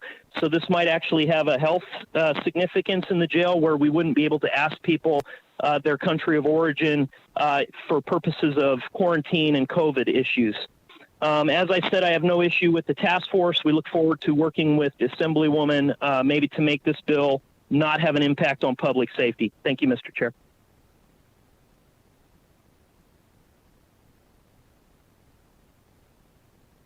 And thank you, Mr. Callaway, for joining us this morning. We'll continue with opposition to Assembly Bill 376. Next caller, please. Caller with the last three digits of 196, please slowly state and spell your name for the record. You may begin. Good day, Chairman Flores and members of the Assembly Government Affairs Committee. I'm Eric Spratley, S-P-R-A-T-L-E-Y, for the Nevada Sheriffs and Chiefs Association. Nevada Sheriffs and Chiefs support Nevada's immigrant workers and all of our Nevada residents, taxpayers, and businesses. We don't oppose the task force, but do oppose the restrictions in the bill that are poorly thought out, limit law enforcement's ability to capture criminals, and jeopardize the safety of Nevadans and visitors. We oppose AB 376 as this bill, the way it is written, has grave issues for the safety of Nevadans and our visitors, and even national security in some instances. Section 5 defines a, quote, federal immigration authority, and in Section 5.3 lists the Department of Homeland Security. Elsewhere in the bill, it prohibits state or local law enforcement from working with federal immigration authority. This bill would prohibit any Nevada law enforcement agency from working with the DHS, which would put all Nevadans and visitors at risk. Section 8 prohibits a school police officer from asking a student where they were born, and while in the context of illegal immigration enforcement, this might be the goal, But in the course of ordinary and casual conversation, like not related to migrants, an officer talking with a person from Australia could violate the law just by discussing whether the person was born in Australia or New Zealand. This prohibition is also in Section 9 in regards to state or local law enforcement. Our state thrives on tourism, worldwide tourism, and our friendly law enforcement officers throughout the state engage in casual and friendly conversation with visitors. Their home country is often a point of discussion. This new Miranda-type warning requirement in Section 9.3 is contrary to treating all people with dignity and respect and fostering trust between the community and law enforcement. It will make people we are coming in contact with feel like we are now targeting them for immigration purposes and further widen this racial divide that law enforcement is actively trying to repair. Further, in all of this, we would not be able to disclose any of the quote, personal demographic information listed in Section 9.5 to the DHS, even if they were looking for a high-risk terrorist. Such an extreme risk to the citizens of Nevada and the millions of visitors to the state. There are a number of public safety issues with this bill that I don't have time to cover, but members of this committee, think about your safety, the safety of your constituents, and the safety of the visitors to your assembly district, and oppose this bill.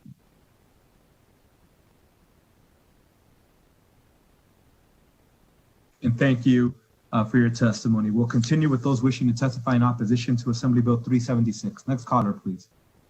Caller with the last three digits of 859, please slowly state and spell your name for the record. You may begin. Good morning. This is Janine Hansen, JANINEHANSEN, President of Nevada Families for Freedom. We oppose AB 376, which makes Nevada a sanctuary state for illegal aliens by a multitude of prohibitions on local, state, and school law enforcement. Illegal aliens do not have constitutions because they are not legal citizens. The task force to keep Nevada working is an insult to legal Nevada citizens who have struggled through the emergency, losing jobs and businesses with high unemployment rates. This bill gives preference to people who are here illegally.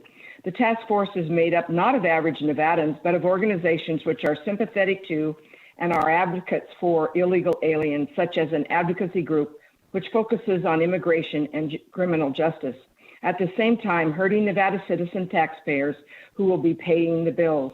In a study by FAIR in 2008, specifically on Nevada, concerning the cost of illegal immigration, FAIR estimates that the annual fiscal burden on Nevada taxpayers associated with illegal immigration to be about $630 million.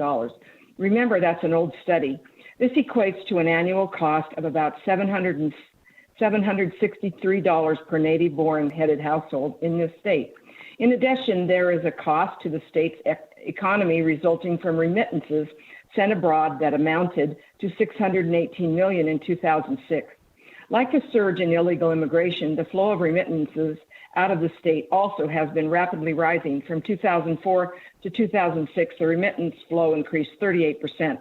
The cost to taxpayers since 2008 have greatly increased over the 13 years since the study. According to the Center for Immigration Studies, 62% of households headed by illegal immigrants used one or more welfare programs, and there is a child present in 86% of illegal immigrant households using welfare, and this is the primary way that these households access programs. With thousands of illegal aliens currently crossing the U.S. border, AB 376 makes Nevada a sanctuary state, creating a magnet for illegal aliens and ties the hands of law enforcement to protect us. Please consider the needs of legal Nevada citizens first and oppose AB 376. Thank you. And thank you, Ms. Hansen, for joining us this morning. We'll continue with those wishing to testify in opposition to Assembly Bill 376. Next caller. Caller with the last three digits of 373. Please slowly state and spell your name for the record. You may begin. Yeah, good afternoon. My name is Bob Russo. That is BOBRUSSO.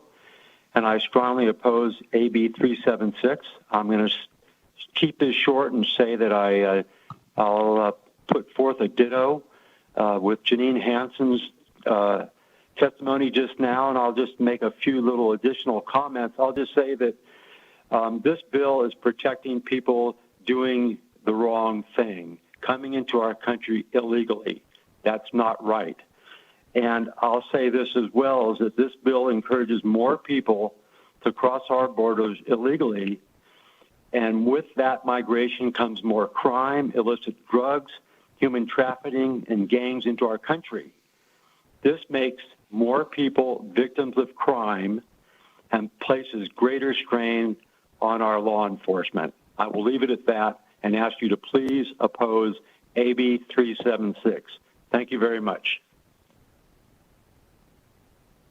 And thank you for joining us this morning. Next caller in opposition to Assembly Bill 376. Caller with the last three digits of 304. Please slowly state and spell your name for the record. You may begin. Hi, my name is Jim DeGraffenreid, DeGraffenreid. I am Nevada's Republican National Committeeman. We are in opposition to this bill. If this 32nd bill was confined to Section 16 to 20, which are the only 5 sections related to the title of the bill, we could support the bill. However, the majority of this bill is designed to prevent enforcement of our laws. Our party platform supports the enforcement of immigration law because a nation without borders is not a nation at all, and deliberately ignoring established immigration law raises serious legal and public safety issues. AB 376 is actually unconstitutional, as Section 11, subsection 1, specifically states that Nevada law enforcement will refuse to cooperate with enforcement of certain crimes, even if based on a hold request from a federal agency. This violates federal supremacy, and this body does not have authority to direct Nevada law enforcement to disregard their oath of office. The bill is also a public safety issue. I live in Gardnerville, less than a mile from 2 of the 4 victims murdered in their homes in 2019 by a killer who was living and working in Nevada illegally. It is important to recall that this killer was first arrested and held on immigration charges. If AB 376 had been in effect, law enforcement in Carson City would have been required to leave this person on the street even longer. In that case, who knows how many other Nevadans would have lost their lives. If enforcing immigration law saves just one life, then is it not worth it to do what is right and legal and follow our laws? Nevada Republicans support measures to help Nevada recover from the ill-advised Sisolak shutdown, and we support businesses owned by legal immigrants as well as legal immigrant workers. We do not support weakening law enforcement in Nevada. I respectfully ask you to honor your oath of office and vote no on AB 281. Thank you. And thank you for joining us this morning. Next caller in opposition to Assembly Bill 376.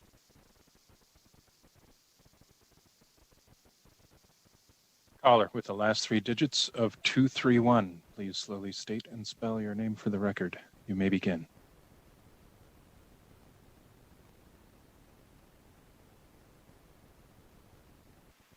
Caller with the last three digits of 231. Please slowly state and spell your name for the record. You may begin.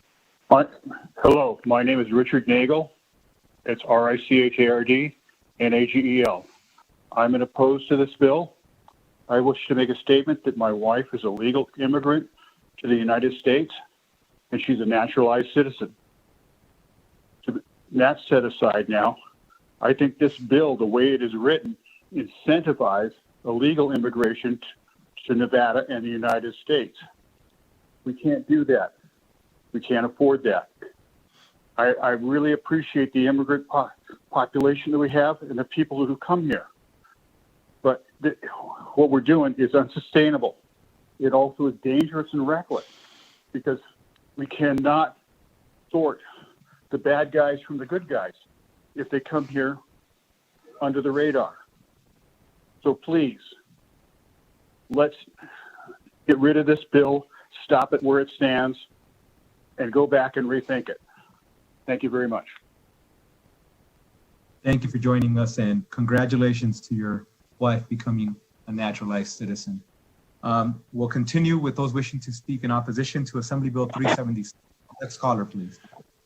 Caller with the last three digits of 635. Please slowly state and spell your name for the record. You may begin. Yeah, JCJOHNCARLO. I am calling from Vegas. I want to thank the LVMPD for calling in, speaking up, and for us here. I'm talking, and I don't want to attack anyone. I might have to call some of you guys out, but I'm not going to attack anyone. But I have been crying for weeks for the Nevada state senators to work on illegal immigration.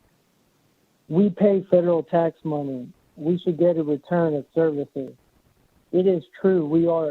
Is it true that we're one of the capitals for human trafficking?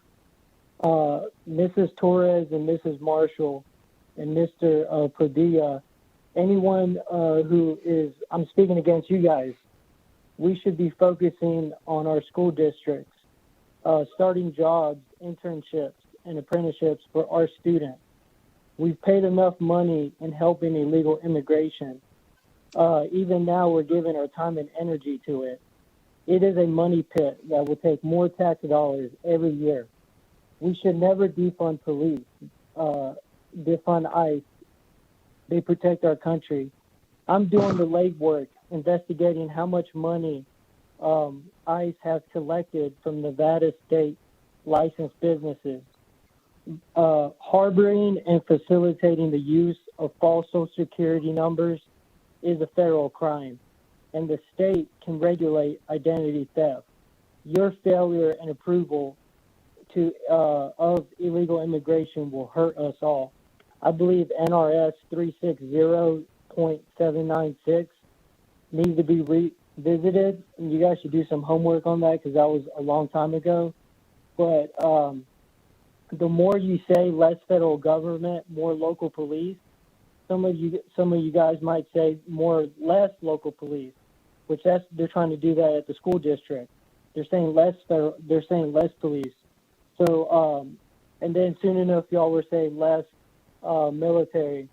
But in the Bible, God does not encourage people using false, telling lies and using false Social Security numbers. So my faith is that God says you should do things the right way. But that's all I got to say for now. But you guys, the Patriot Party is on y'all's back, and we're on the prowl. We're going to be coming up, okay? Thank you. And thank you for joining us. Next caller in opposition to Assembly Bill 376. Caller with the last three digits of 112. Please slowly state and spell your name for the record. You may begin. Yes, for the record, my name is Yolanda Kanak, Yolanda, last name Knaak. I agree with the Vegas police representative. I think, preventing certain questions. I'm concerned that this bill will affect our public safety. And I also do agree with the caller that said that this bill is unconstitutional, which I believe it is. And thank you very much. Please oppose this bill. Thank you. And thank you for joining us. Next caller in opposition to Assembly Bill 376.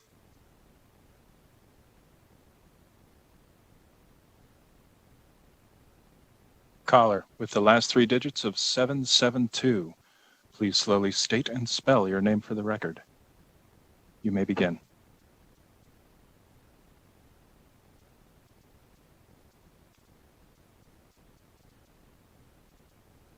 Caller with the last three digits of 772. Please slowly state and spell your name for the record. You may begin.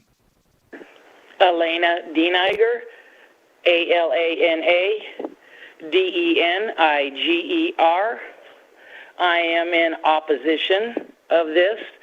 There's countless reasons. I don't have a carefully prepared, written out statement like I've noticed most people have, as many of us just found out about this late last night.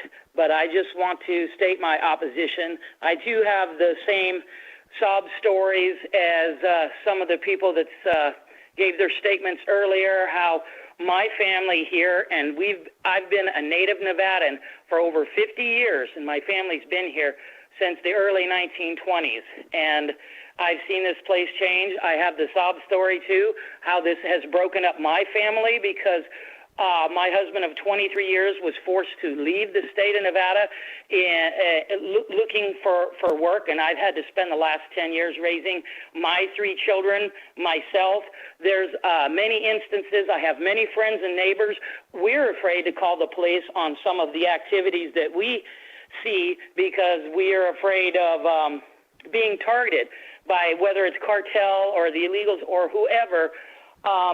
There's many reasons that I oppose this. The reason why immigrants love it here is because this country is great. But the reason why this country is so great is because of the laws that are in place, and why are we trying to create more laws that change that and that want to go around laws that have been in place for decades.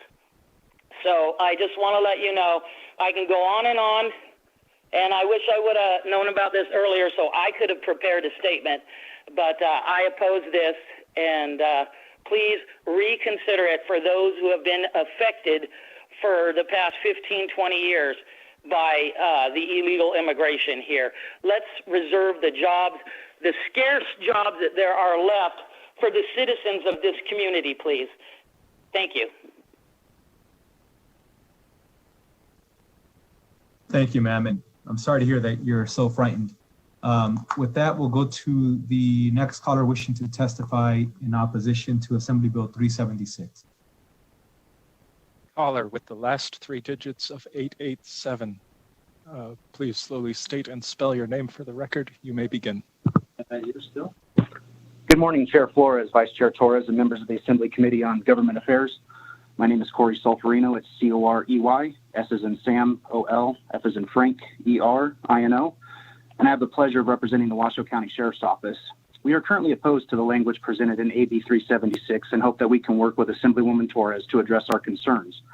AB 376 would prohibit contact with a federal partner and further affect public safety in Nevada. Our ability to work and collaborate with local, state, and federal partners in Nevada ensures public safety. One of the biggest takeaways from the terrorist attacks on 9/11 and the published findings of the 9/11 Commission report was the complete and utter failure of the intelligence community and the failure to share information. In a day and age where domestic and international terrorism are still prevalent, we cannot legislate restrictions that serve no other purpose than the prevention of sharing timely, actionable intelligence. For the record, the Washoe County Sheriff's Office does not engage in immigration enforcement and has explicit policies prohibiting this practice.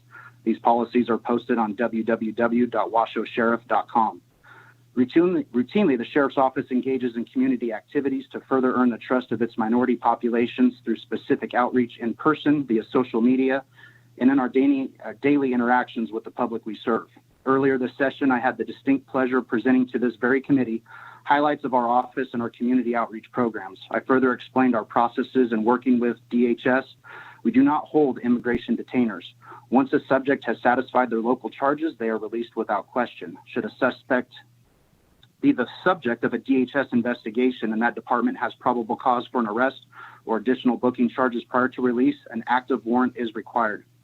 Again, the Washoe County Sheriff's Office does not hold based upon a requested detainer. We are indebted to our communities and are here to serve. We want to protect our public from those who continue to victimize the innocent. Section 12 of AB 376 specifically affects our ability to collaborate with our federal partners. We cannot support any legislation that prohibits the use of actionable intelligence and non-cooperation with our federal partners.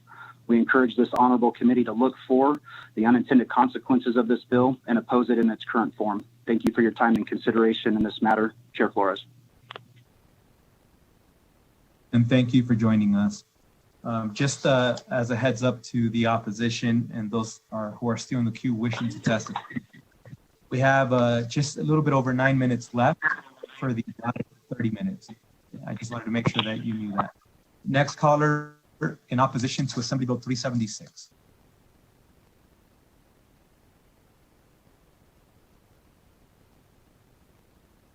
Caller with the last three digits of 490. Please slowly state and spell your name for the record. You may begin. Cyrus Hojati, Cyrus-Hojjaty. It's a pleasure to have you all here. I just don't really see how this bill is fair to the people who are here legally. The real problem is our economy is very fragile. It's based on tourism. And I don't think we would be in this situation if casinos would not disproportionately hire people who are foreign born. But let's talk about what the real concern about all this is, that immigration, the main problem, it's nothing more but a power grab. As you see in many organizations like Culinary, use them as a way to pump politicians with a voter base by using identity politics. A week ago, there was the so-called Latino lobby. And the fact is, you guys are pretty concerned that we may not have the recovery that would take us back to 2019 levels.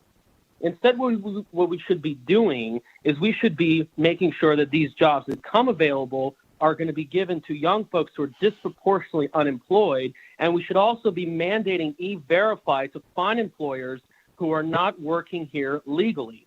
The worst part about this immigration is that it's making our country more divided. In fact, I don't think even immigrants are being helped. All what's happening is that the wealthy are laughing their way to the bank. I don't see how there is a lot of contributions when remittances are being sent by the billions overseas.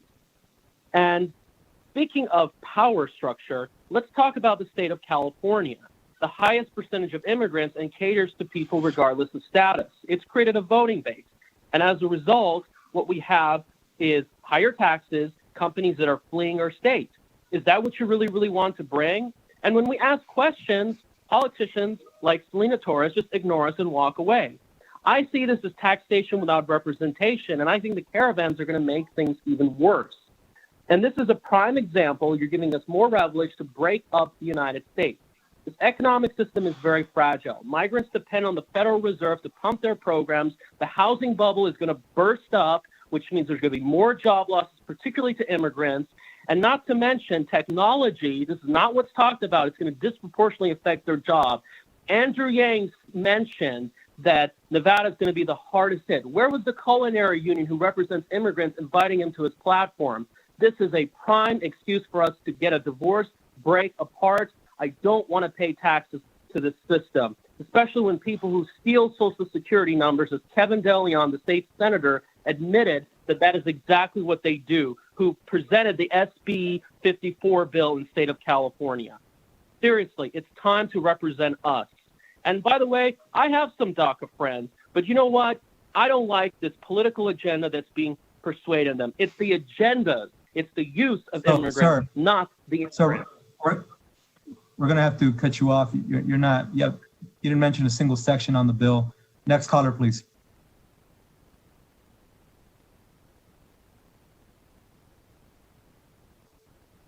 Caller with the last three digits of 170. Please slowly state and spell your name for the record. You may begin. Hi, my name is Gina St. Ores, Ginast space Ores. And I want to thank you for taking the time to listen to me. But I would like to ask that before you think this is a good idea, you need to talk to people like Marianne Mendoza, who lost her son in a car crash caused by a drunk illegal immigrant who was also high on meth, speeding along the highway in the opposite direction. This could have affected anybody. It could have also affected another illegal immigrant. And if we don't enforce our laws, I don't understand how this is making it safer by not allowing law enforcement to speak to each other. Whatever the supposed goal of this bill, there's really no thought of what the end result will turn out to be. It will affect everybody of every status, financially, legally, and so on. So I urge everyone, please don't make things harder to make things safer. Vote no on AB 376. Thank you. Thank you. Next caller wishing to testify in opposition to Assembly Bill 376. Chair, there are no more callers in opposition at this time. Thank you. Please let the record reflect that opposition utilized right around just slightly over 25 minutes of their 30 minutes of allotted time. And at this time, we are going to move to those wishing to testify in the neutral position. I will state this again, just to make it abundantly clear.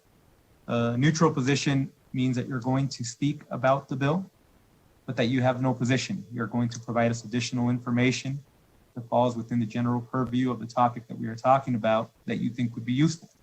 That is the only purpose of neutral. Should somebody wish to call to speak in support or opposition to the bill, I am telling you now, unfortunately, I'm going to have to cut you off because the allotted 30 minutes for each side were already given.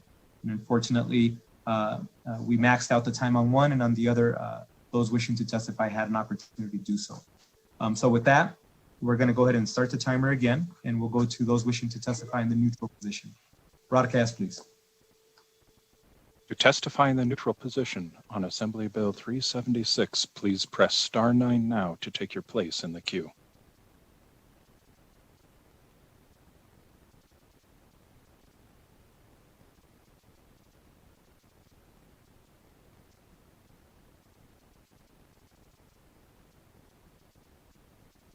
Caller with the last three digits of 842, please slowly state and spell your name for the record. You may begin.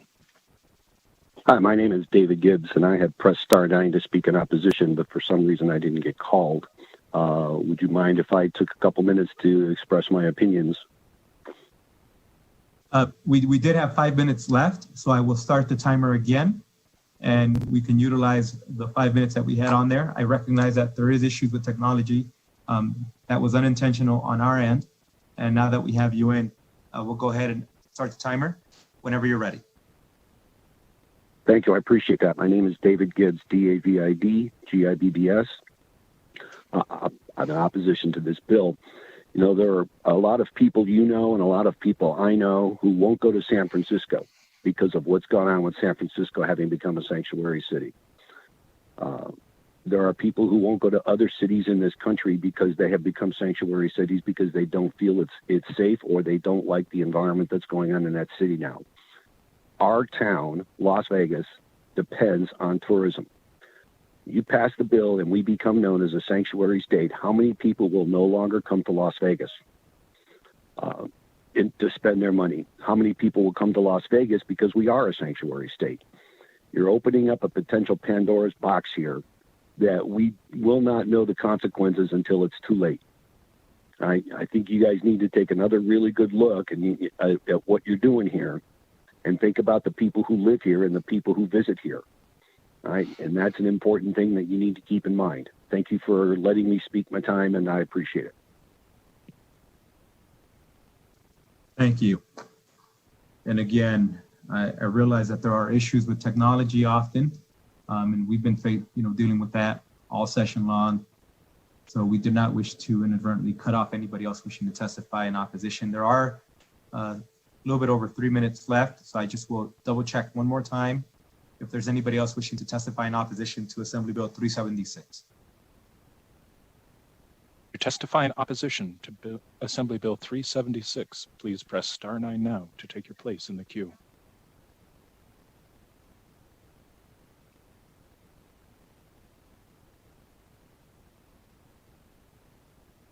Caller with the last three digits of 772, please slowly state and spell your name for the record. You may begin.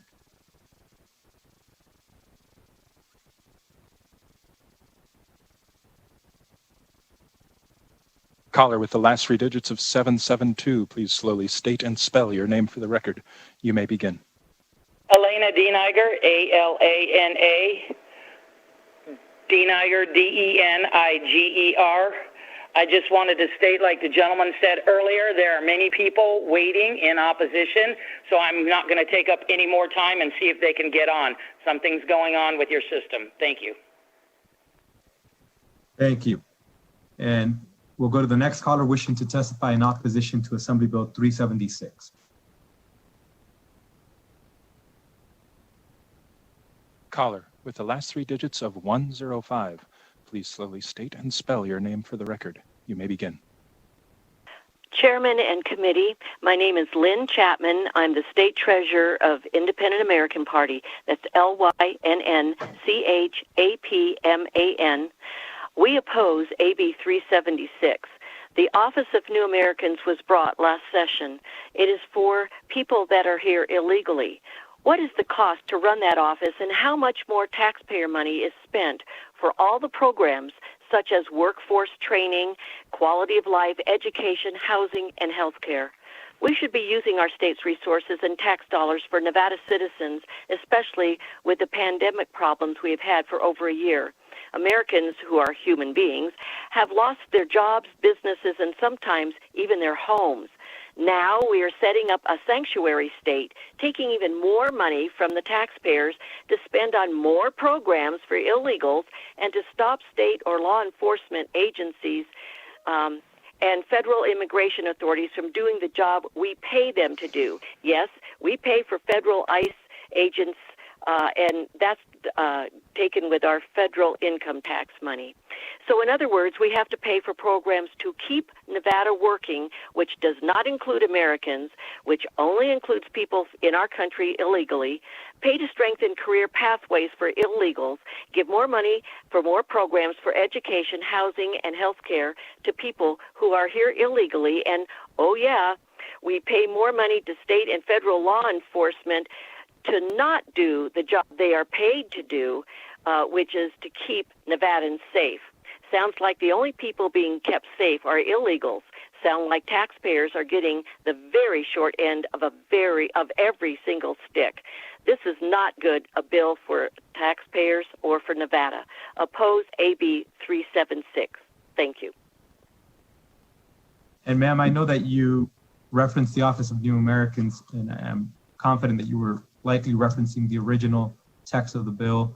I do encourage you to look on Nellis, as there was an amendment. I don't know that it would change your position, but I just wanted to let you know that there is an amendment that was proposed, and it is on Nellis, that has some changes there specifically to as how this bill pertains to the Office of New Americans.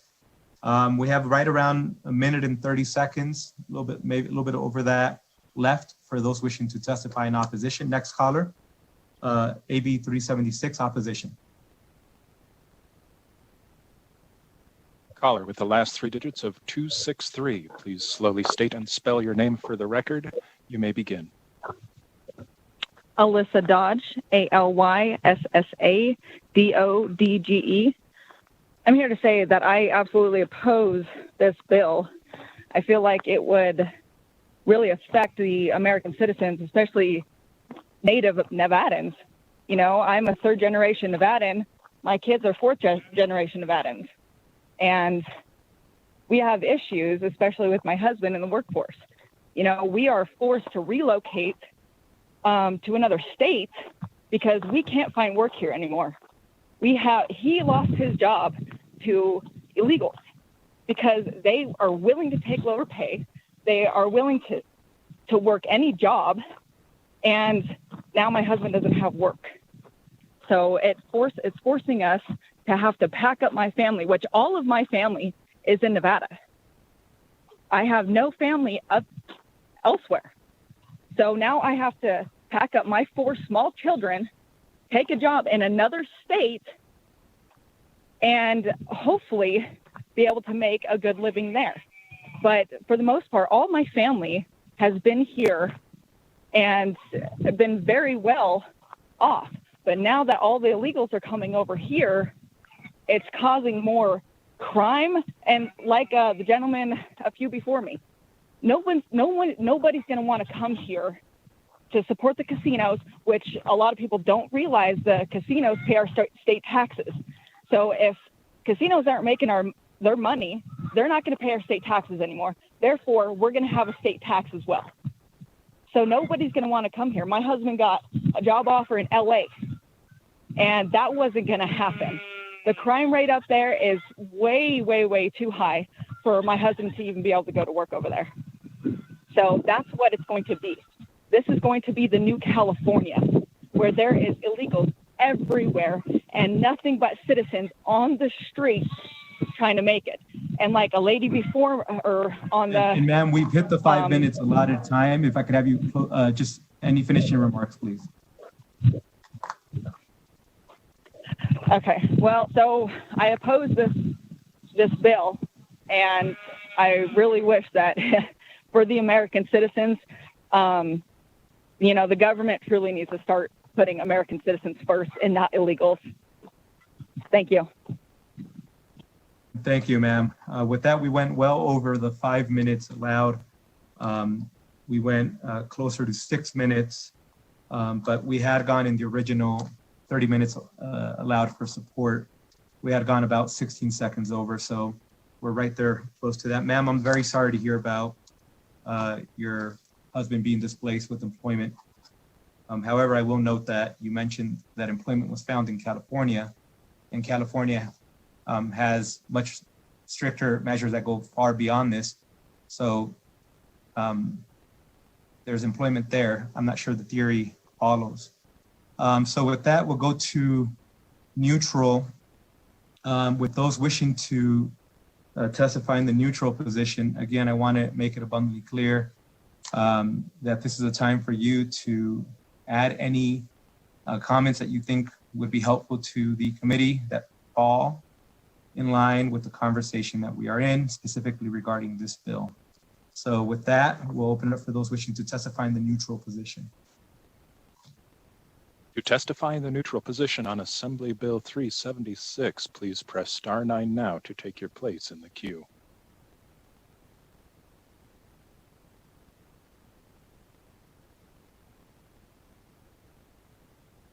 Chair, there are no callers in the neutral position at this time.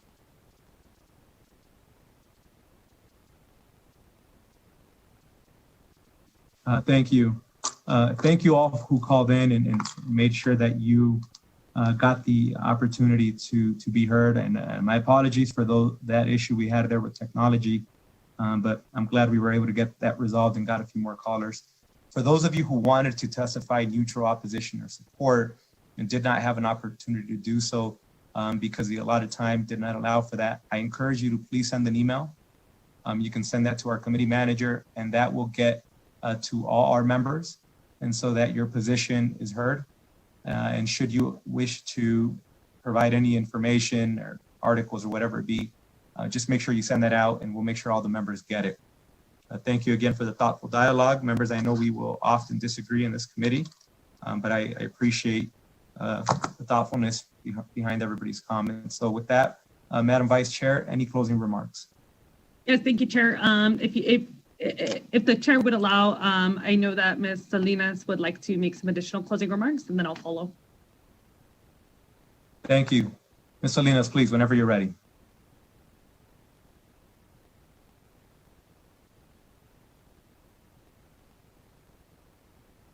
I believe you're muted, Ms. Salinas. Thank you so much. Thank you, Chair Flores and Vice Chair Torres, Myra Salinas Menjivar, for the record. I just wanted to address a couple of the comments. There was quite a few with regards to law enforcement and some of the public benefit comments that were made. And just to clarify that, when it comes to public benefits, it's a very specific question, and it sounded from the comments that it was centered around undocumented persons using state benefits. And I'll just state that public benefits are strictly limited when it comes to immigrants, with the majority not qualifying for them in the first place. And of those who are entitled to them, the vast majority do not take advantage of those benefits. So it appears that some of those comments may have been misguided with regards to this bill. This bill also does not address the use of public benefits. With regards to the comments about communication with other federal agencies, I will note that there are exceptions in the bill, and those are in sections 11 and 12 of the original bill, which in the revised bill became 12 and 13. And so those sections are incorporated into section 10, which I believe is the section that was addressed by the opposition. And lastly, I wanted to address the comments about the cost of this bill, because this would actually have a net positive benefit and not a cost. The task force is not using state funds. It's a voluntary body, and it was purposely written that way so that this bill wouldn't require any state funds to function. And to wrap up, the state has one of the highest per capita number of immigrants, second only to Texas. This bill recognizes that fact and embraces that fact by ensuring that our immigrant community continues to flourish because it is a significant benefit to the state. Immigrant-owned businesses are not only widespread in Nevada, they are also some of the most profitable, with 75% of Fortune 500 companies in Nevada being founded by immigrants or their children. Pre-pandemic, those businesses also generated nearly $800 million in business income and employed over 60,000 people in Nevada. Our state depends on the well-being of the immigrant community for a steadfast, speedy, and effective recovery post-pandemic. So I would urge you to vote in favor of AB 376. Thank you, Ms. Salinas. Madam Vice Chair, please.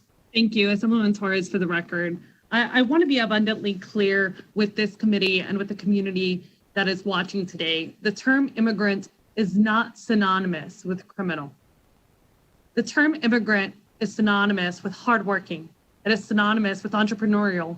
It is synonymous with dreamers fighting for a better life, like my former student who surprised me and called in to support of this legislation today. As members of this body, and particularly this year following a global pandemic and the impact it's had on all working families throughout Nevada, you've heard about the harm caused to communities when a breadwinner is removed from a family and when an income is removed and when a small business is lost. Mr. Spratley asked us to consider the safety of our community, and that's exactly why I'm bringing this piece of legislation.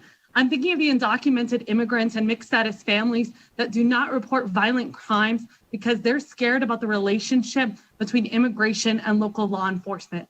Unfortunately, I and many of the people sitting in this committee today know too many of those families, too many of those victims who have opted out of calling our local law enforcement agencies when a crime occurs. In 2019, Washington recently passed similar legislation, and they have not seen any indication in an increase in crime. These are strawman arguments that have not proven to be true in any jurisdiction within Washington state. The comments both in support are largely centered around issues that arise when law enforcement takes on the task of doing federal immigrant agencies' job. To clarify, our local law enforcement agencies do not receive funding to do that work. In fact, they have to use Nevada taxpayer-funded resources and personnel in order to do so. By contrast, the federal agencies tasked with civil immigration enforcement is well funded by the federal government and has the tools and resources that the federal government gives them so that they can continue to do this work, which is a design of the federal government's priorities for those agencies. This bill does not address the federal government's work or duties because as a state, we don't legislate in those matters. The fact that one of the key parts of this bill is focused specifically on law enforcement agencies is reflective only of the fact that law enforcement agencies is perhaps one of the agencies that has the most community contact. The opposition appears to be centered on this idea that this bill prohibits law enforcement from enforcing criminal laws. To be clear, this bill does not prohibit the enforcement of criminal laws and in fact promotes the enforcement of those laws. This bill refocuses the work and duties of law enforcement on the enforcement of state and local laws, because that is in fact what they're actually tasked with. Along the way, in the last several years, law enforcement agencies lost sight of the fact that immigration enforcement is solely within the realm of federal agents. We heard some of that today. This bill clarifies that confusion. It also prioritizes the relationship that our state and local law enforcement agencies have with our communities, because when communities trust law enforcement, they're more willing to come forward and report those crimes.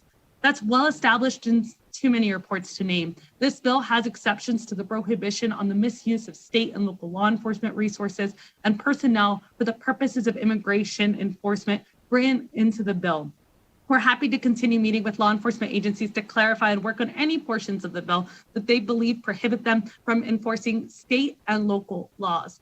The general distrust of law enforcement permeates to distrust of all other government agencies in our community, because when even one government agency is working against the community, that animosity is generally imputed all government agencies. So making sure that law enforcement is working with the community and not against it is an important aspect of this bill as a whole, but it's not the only thing that this bill addresses.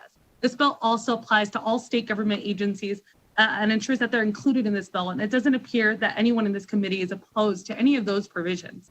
The opposition also stated that this bill would impact public health and would be critical in times like these during COVID-19. I just want the community and the committee to be aware that there is nothing in this legislation that prevents officers from asking individuals where they have recently traveled. Furthermore, there's nothing in this legislation that prohibits a person detained from consenting to notification to a consulate. We want our communities to feel safe and welcomed here in the state of Nevada. This bill takes affirmative steps to ensuring that is the case. I'm not a gambler, but I would be willing to bet that each and every single one of you knows at least one immigrant. Many probably also have at least one immigrant family member or close friend. Throughout this hearing, I know that I've thought a long time about my father, a hardworking Nevadan and a naturalized citizen. This is your chance to let them know that you see them, that you care for them, and that what you want them to continue thriving in our great state. This legislation supports Nevada's economy. It keeps Nevada's tax dollars local, and it promotes public safety. I encourage you to approve and support AB 376. Thank you, Madam Vice Chair. And while I know that many of us disagree and we've made that abundantly clear, I do appreciate the dialogue today. Thank you to those who called in and support opposition. It was important that we engage in a conversation, and I appreciate the participation of Nevadans. With that, we'll go ahead and close out the hearing on Assembly Bill 376. Mr. Chairman. Assemblywoman Thomas, yes, please. Thank you, sir. I would like to make the motion to amend and do pass Assembly Bill 376. Thank you. Assemblywoman Thomas has made the motion to amend and do pass Assembly Bill 376. Do I have a second? Second, Assemblywoman Martinez. Assemblywoman Martinez has seconded that motion. Members, any discussion?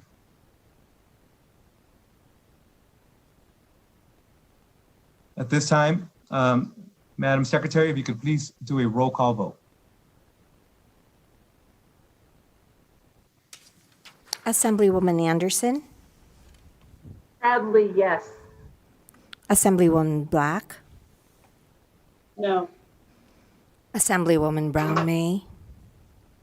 Yes. Assemblywoman Considine. Yes. Assemblywoman Dickman.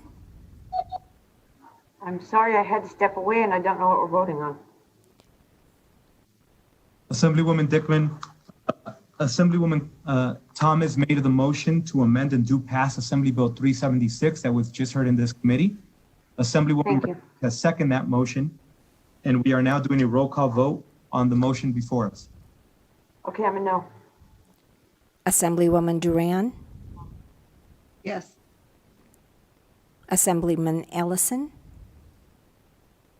No. Assemblywoman Martinez. Yes. Assemblyman Matthews. No. Assemblyman MacArthur. No. Assemblywoman Thomas. Yes. Assemblywoman Torres. Yes. Chair Flores. Yes.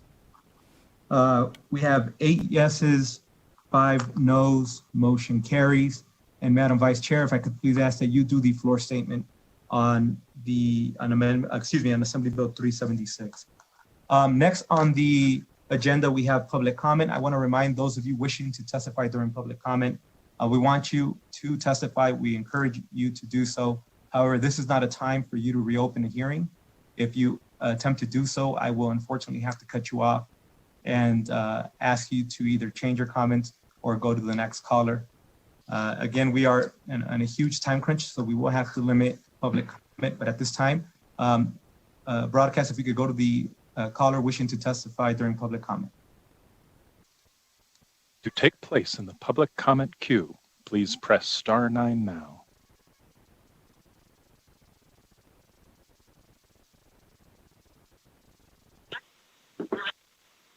Caller with the last 3 digits of 556, please slowly state and spell your name for the record. You will have 2 minutes and may begin. Anne Marie Grant, ANNEMARIEGRANT. My brother Thomas Purdy was killed by Reno police during a mental health crisis, hogtied, and then asphyxiated 40 minutes plus later by Washoe County sheriffs. Poor and low-income people face a far greater risk of being targeted, profiled, fined, arrested, harassed, violated, and incarcerated for minor offenses than other Americans. Today, I'd like to talk about Jordan Alexander McKenzie. Alan Lindstrom he was 23 years old when he died on May 19th, 2019. With struggles at home, he lived on the streets of Reno from about the age of 14. Essentially, he was raised by a community most don't even realize exists. Who exactly am I referring to? The homeless that have taken refuge all along the banks of the Truckee River throughout the Reno-Sparks area. Jordan grew up with the idea that you did whatever you needed to survive. For himself, Jordan, known as Minko to his closest friends, didn't need much, but he would give his life for anyone in need, and he did.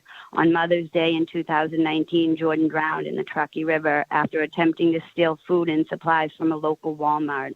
In order to avoid Sparks Indian Colony police officers, Jordan jumped into the river and drowned. I believe Reno police assumed my brother Thomas was a houseless community member rather than a guest in a suite at the Pepper Mill. Even had he been houseless, Reno police and Washoe sheriffs had a duty of care to my brother. Photos of Jordan remind me of Thomas, those bright blue eyes and blonde hair and so much life ahead of both of them. I'd like to suggest you check out the Minko Project, Inc. They have a website and a Facebook page. The Minko Project was founded in honor of the memory of Jordan, who set a beautiful example of what it means to love unconditionally. Please support bills that promote transparency and accountability from law enforcement. Thank you. And ma'am, thank you for joining us. Next caller wishing to testify during public comment. Caller with the last three digits of 490. Please slowly state and spell your name for the record. You have 2 minutes and may begin. Thank you so much, Edgar Flores. I really appreciate your service. You've been very professional. Cyrus Ojati, CYRUS HOJJATY. I just want to apologize in case if I was going a little bit off topic. I just wanted to give some responses to some of the people. According to Harry Reid in 1993, children who are born on U.S. soil by parents, regardless of status, can get welfare benefits. And we've seen the outrage over the public charge rule that was being enforced about a year ago. But let's cut to the chase. The real concern is the power grab. We know that mass immigration is outvoting a certain amount of people. And we've seen how the changes to the state of California, a state that's worsened more than any other state in the last 50 years. Perhaps a lot of people perceive the fact that these changes have been due because these new people who come from all over the world have changed their voting base. We'd like to know, why does Nevada have among the highest rate of non-legal immigrants into the U.S.? We'd like to sit down, talk. What's the purpose of it? Why that is? And is it worth it to play identity politics where immigrants come here and then play victims and say they're being oppressed? Well, why are you coming to an area that you're being oppressed? I think we need to sit down and have a compromise. Maybe we can keep a lot of non-citizens, but we can reduce future levels of migration.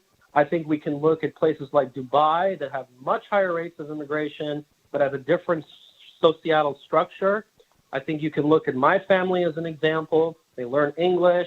I'm employed by my cousin who is an immigrant, who is involved in engineering and architecture. And if you refuse to sit down and talk and have a compromise and see what's going on, well, this is benefiting corporate America tremendously, then I think we should consider breaking up. Ignoring us means that there's going to be more tensions, more events like Charlottesville, January 6th, and we see that these current trends, it's going to continue to expand and change states like Idaho and Kentucky, and when we give a slight bit of concern, we're going to be called racist.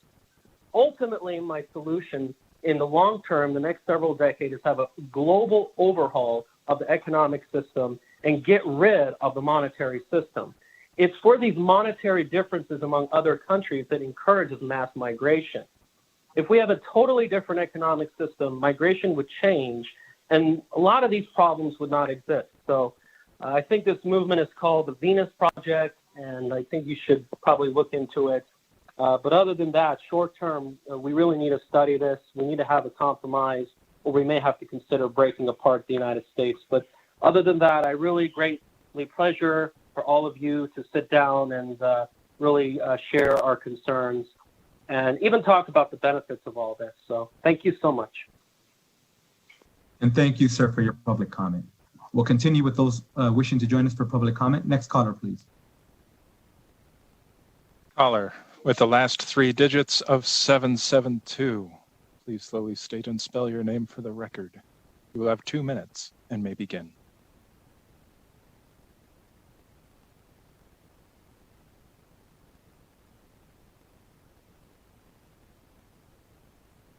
Caller with the last three digits of 772. Please slowly state and spell your name for the record. You will have 2 minutes and may begin. Elena Deniger, ALANA Deniger. I would just like to everyone to take note of the long statement that the lady had made at the end. Obviously, that was something that was pre-written and didn't have much to do with some of the comments that were actually made in opposition.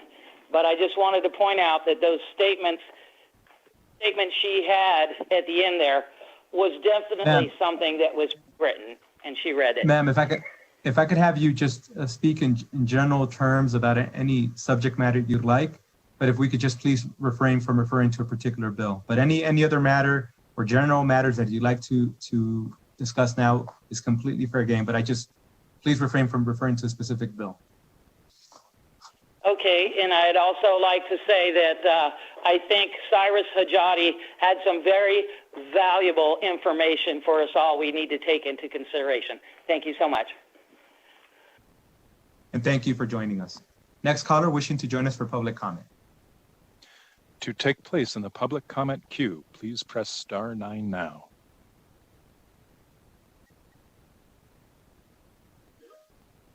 Chair, the public line is open and working, but there are no more callers at this time. Thank you. All right, members, tomorrow I wanted to make sure that everybody saw that we have to meet at 8 a.m. again. And the reason for that is we have quite a voluminous agenda. We have 4 bill hearings followed by a lengthy work session document. Please give yourself an opportunity. I recognize that we have long hearings in the evening too and afternoon, but please give yourself an opportunity to review those ahead of time so that we can maximize and be as efficient as possible with our time when we're asking questions during the hearing tomorrow. But again, we have tomorrow Assembly Bill 131, Assembly Bill 133, Assembly Bill 408, and Assembly Bill 409 up for bill presentations.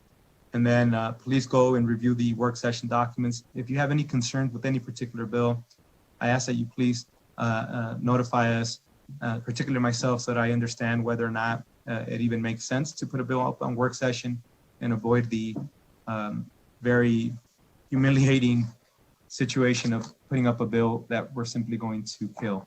So don't intend to do that to anybody, so if you could just give me a heads up. Members, again, thank you for the thoughtful dialogue today.